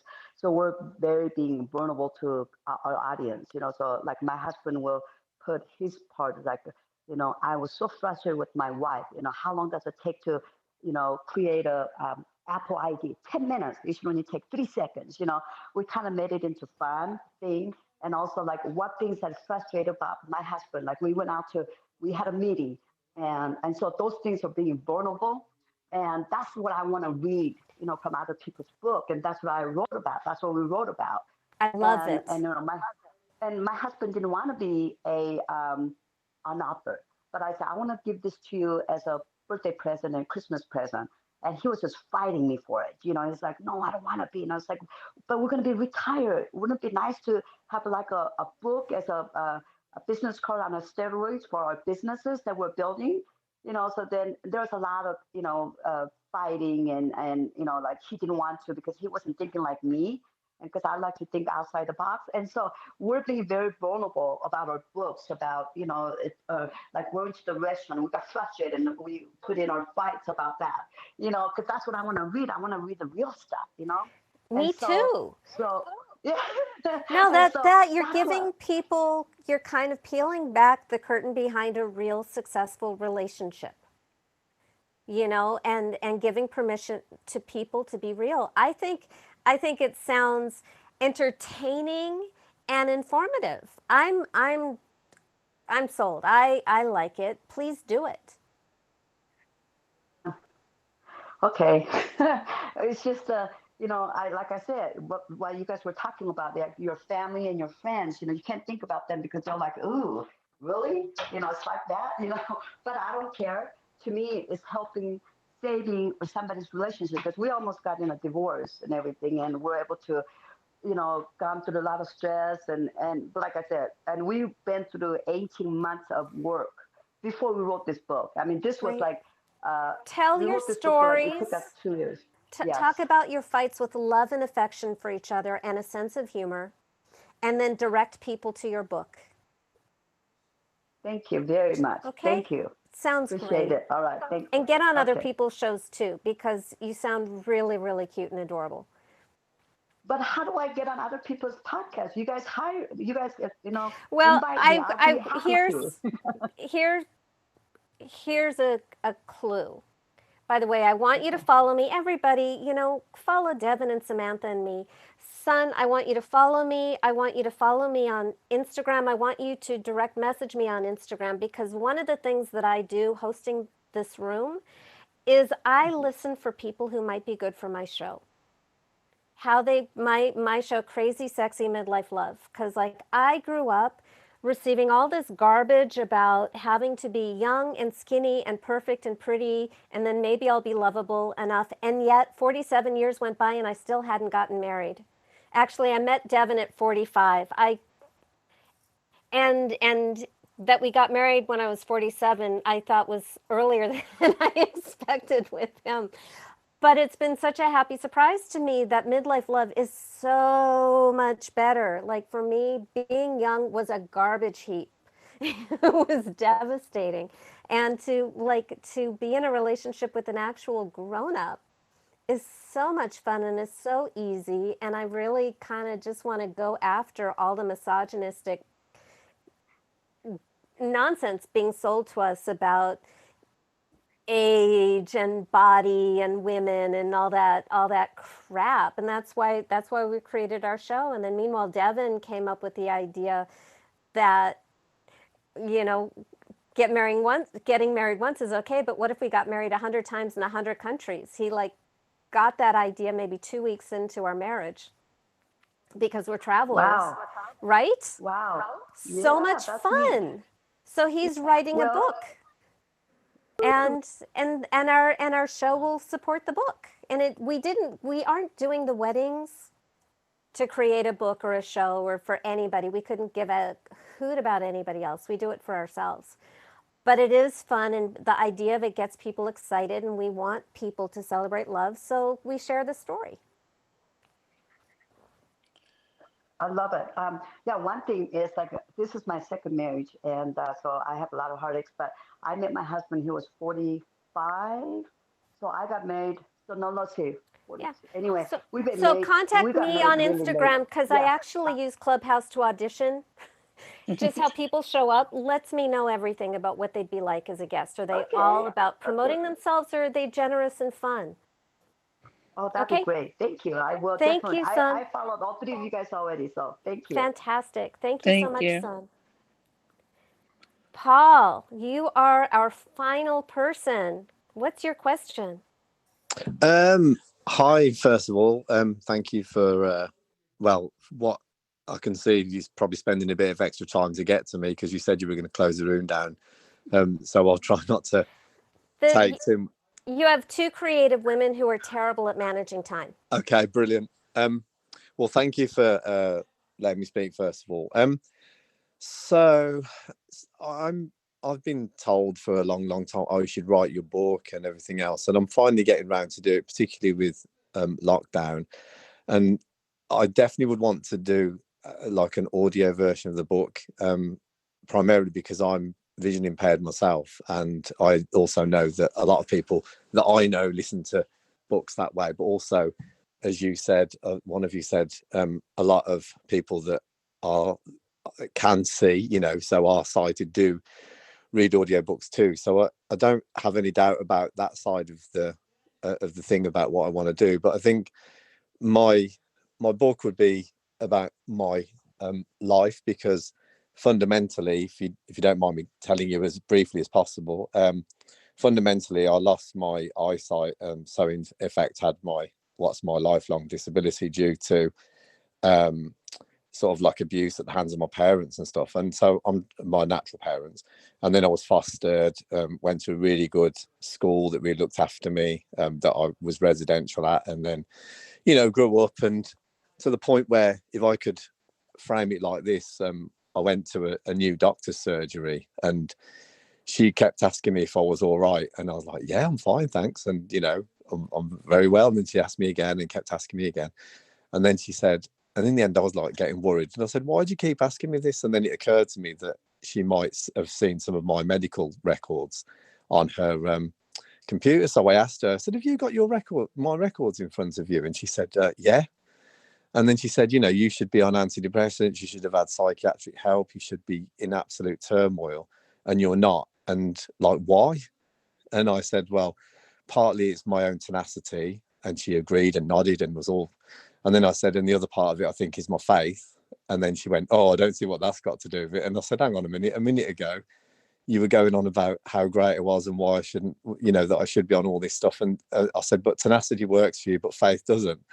And her reaction was so like her change. She literally.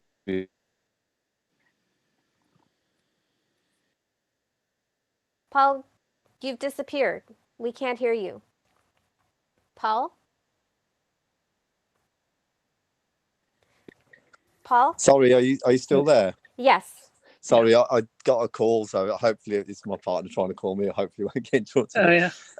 But that was the story anyway. So she kind of slapped herself as if to say, what a silly thing to say. And so that was one of the reasons that I thought, I really should try and write this book, because the reaction was so profound that, but then I guess it's like, how I don't even know how I would begin to write it. Like, I was thinking, I have all the information about what happened in my early years, and I was thinking, well, I could just go through from naught to whenever I left care and then started my life, and then just hang different chapters on different events, but talk around what else is going on inside my world besides the really dramatic events. Because it's like, how do you mix such dramatic events with humor? Because obviously in my life I've had lots of funny stories, embarrassing stories, things that happen as a result of being visually impaired, all the rest of it. And is that a good way to go? So because I don't want to. Sorry, I've spoken enough, but I think you get my point. I want to hear what Samantha says. Mm-hmm. And I also want you to come back next week, because Devin is a memoirist. All right. So this is what he does, and you can't even shut him up about it. He loves talking about exactly what you're asking. So please, let's hear what Samantha has to say, and then come back next week too at 10 a.m. Well, will do. Okay, Samantha, what's your advice? Yeah, I mean, again, we're talking about something where there isn't a right way, right? There's just your way. So And I think there's a certain way in which the project itself has a desire to be something, you know, so you kind of got to get in there and start writing and see where it goes. Yeah. If you want, though, I mean, there's certainly a lot of really great memoirists who've told really harrowing stories in really entertaining ways. Augustin Burroughs comes to mind, Mary Carr, Danny Shapiro, David Sedaris, you know, these great storytellers who just reveal the most shocking things. Annie Lamott, but they're able to turn the whole thing with art is turning your feelings into something. Yeah. Right. Everybody has feelings. Creators get to turn their feelings into something. Art explains our feelings to us. That's what art does. So, I would definitely swim around in the memoirist pool a little bit and see who else is writing and who else is in your category, in your field, and steal their best ideas. Like whatever they do that you think is cool, do that.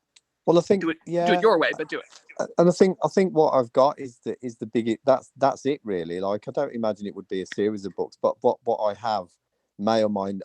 I love what you said about the I something FM. You know, the what's in it for me FM. I kind of don't want to be like that, but I know there's something in it for a lot of people. Like I can imagine being invited to speak to like social services and stuff because, you know, there was interventions that should have happened sooner in many respects. I know it will create a controversy in some ways, but also I want it to be actually if someone's going through and has been through that, you know, they might find that they have an ally, you know, and sort of to talk about how that experience has made me, but also how I've defined myself as a result of it. So, you know, I can see lots of potential if people pick up on it at all, which of course I might not, you know, I get all that. And I'm not too worried, you know, it's just something that I think I would like to do because as we've been talking about our friends, oh yeah, you should do a book. And I know they say that, but it's whether then outside of that world that you're in, whether people will pick up on it and want to know. And so it will be things like, do I get it published? Do I self-publish? Well, I think you've answered that question to a large extent. And the outlay and things like that. Yeah. It sounds like you have a message. It sounds like you have a really powerful, important message that needs to be heard, that could save lives. I don't think it really matters whether it's self-published or conventionally published because you are the messenger. Yeah. And in a way, having a book is just an excuse to get the message out, to get on the radio, to get on TV, to get on podcasts, to get your message out. Completely. Yeah. Yeah. And knowing what your message is, and I think you do, like that is the biggest piece of the puzzle. That's helpful. That's really helpful to hear that. I really appreciate you. And I think that it's, you know, the highest form of art is taking your own personal tragedy and turning it into a vehicle for the transformation of others. And I'm at a point in life where, you know, I'm 53, so, you know, it's not as if people couldn't say, well, that's just rubbish because, you know, I've actually lived a lot of life and I've got a lot of lived experience. And as much as my disability has and will always affect my life, and that it came about without my choosing, you know, I mean, nobody chooses a disability, you know what I mean? But I didn't, you know, it was foisted upon me in the most awful way. And that's happened to other people, of course it has. And so on many levels, I can see that yes, it would be something that it's a message of definitely over triumph over adversity in some ways.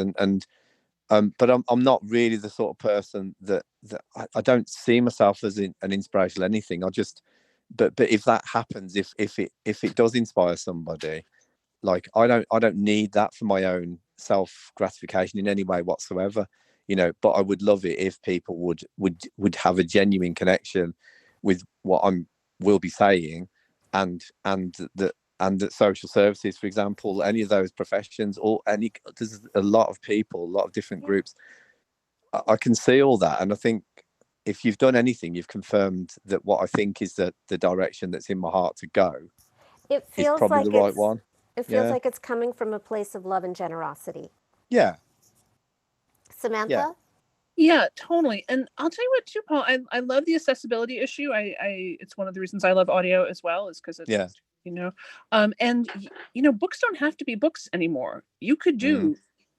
do it just on audio. You could have an audio blog. You could have a podcast.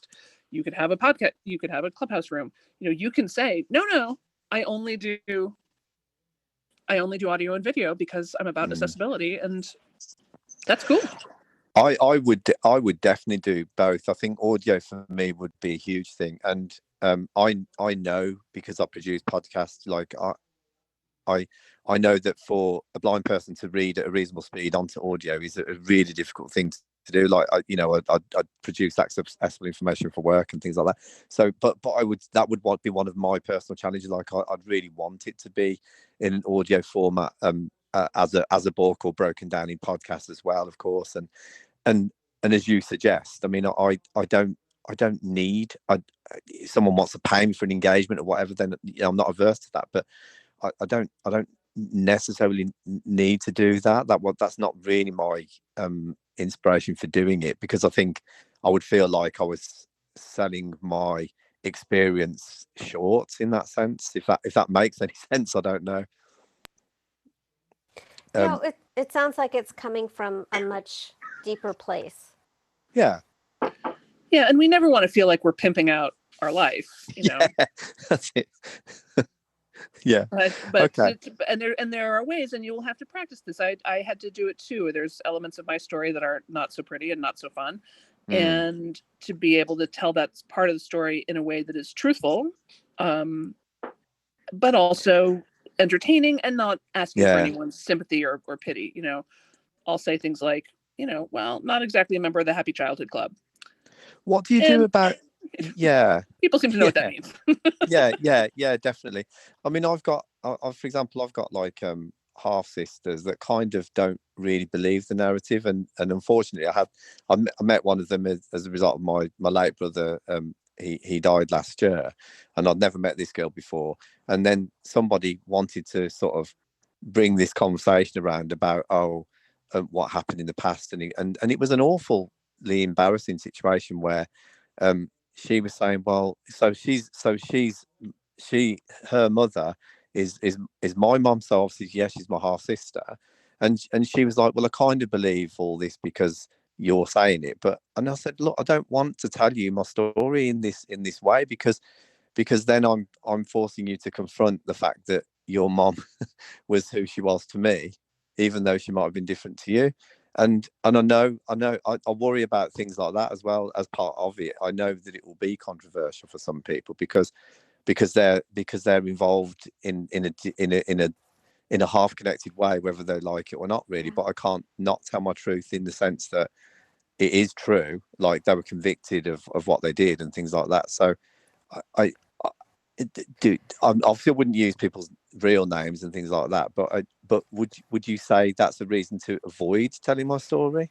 I would say no. Again, Devin had to face all of this when he released his memoir. He also is a proud member of the Not Happy Childhood family, as am I. Yeah, we have our member badges and everything. Yeah, that is a very scary time.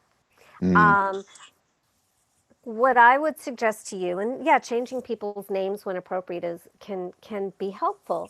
And certainly, this is where a publisher can come in handy because they have legal teams.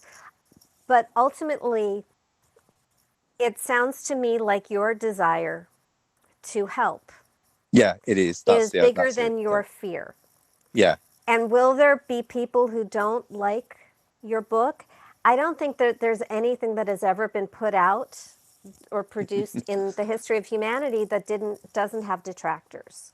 So you just have to let that be part, and that for everybody here, that's your book, that's your podcast, that's the way you say good morning or drink your coffee. I mean, it's just part of the human condition. Do come back. Devin is in his Okay. writers group, but this is his favorite topic in the world, is memoir writing. All right. Listen, thank you so much for your time. I know I've sort of encroached on a bit of your extra time, so I think you added you're doing great overtime at the value. moment. Thank you so much. Thank you. So, as we wrap this up, I just want to give the biggest shout out to the brilliance and generosity that is Samantha Bennett. For those of you who have joined us, Samantha is the author of Get It Done: From Procrastination to Creative Genius in 15 Minutes a Day, which Seth Godin called an instant classic, essential reading for anyone who wants to make a ruckus. And I think Keegan Key, like Keegan-Michael Key, yeah. Oh my God, like I'm just a puddle of like hero worship. And I can tell you that he is just as wonderful in person as you want him to be. He is Of so course. lovely and smart and funny and great. And yeah, he wrote the foreword to the book. That's why Morgana's bringing him. Jealous.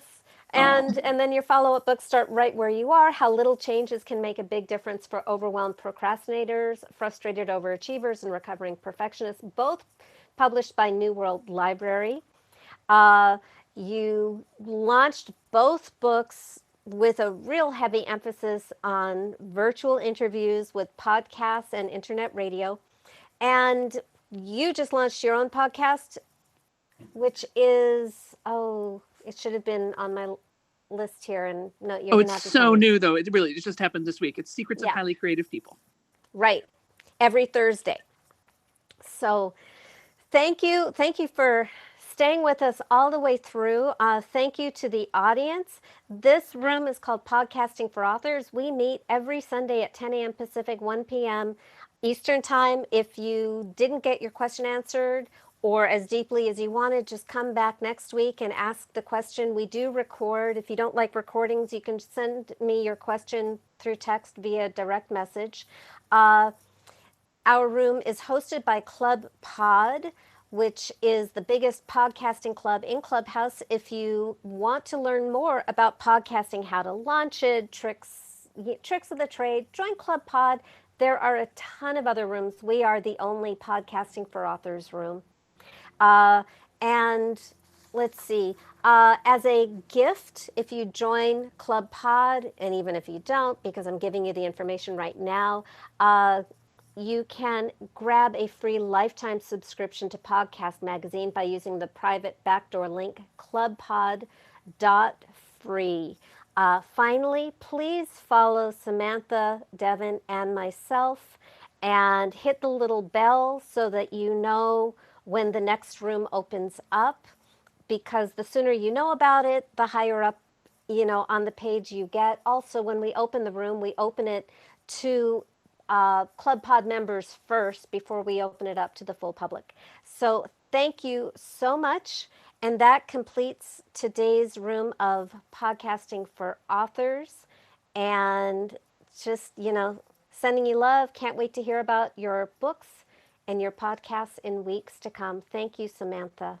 Oh, thank you, Morgana. Thank Devin for me. Thanks everybody for being here. It's been a really fun way to spend the day. Thank you. Have a great day.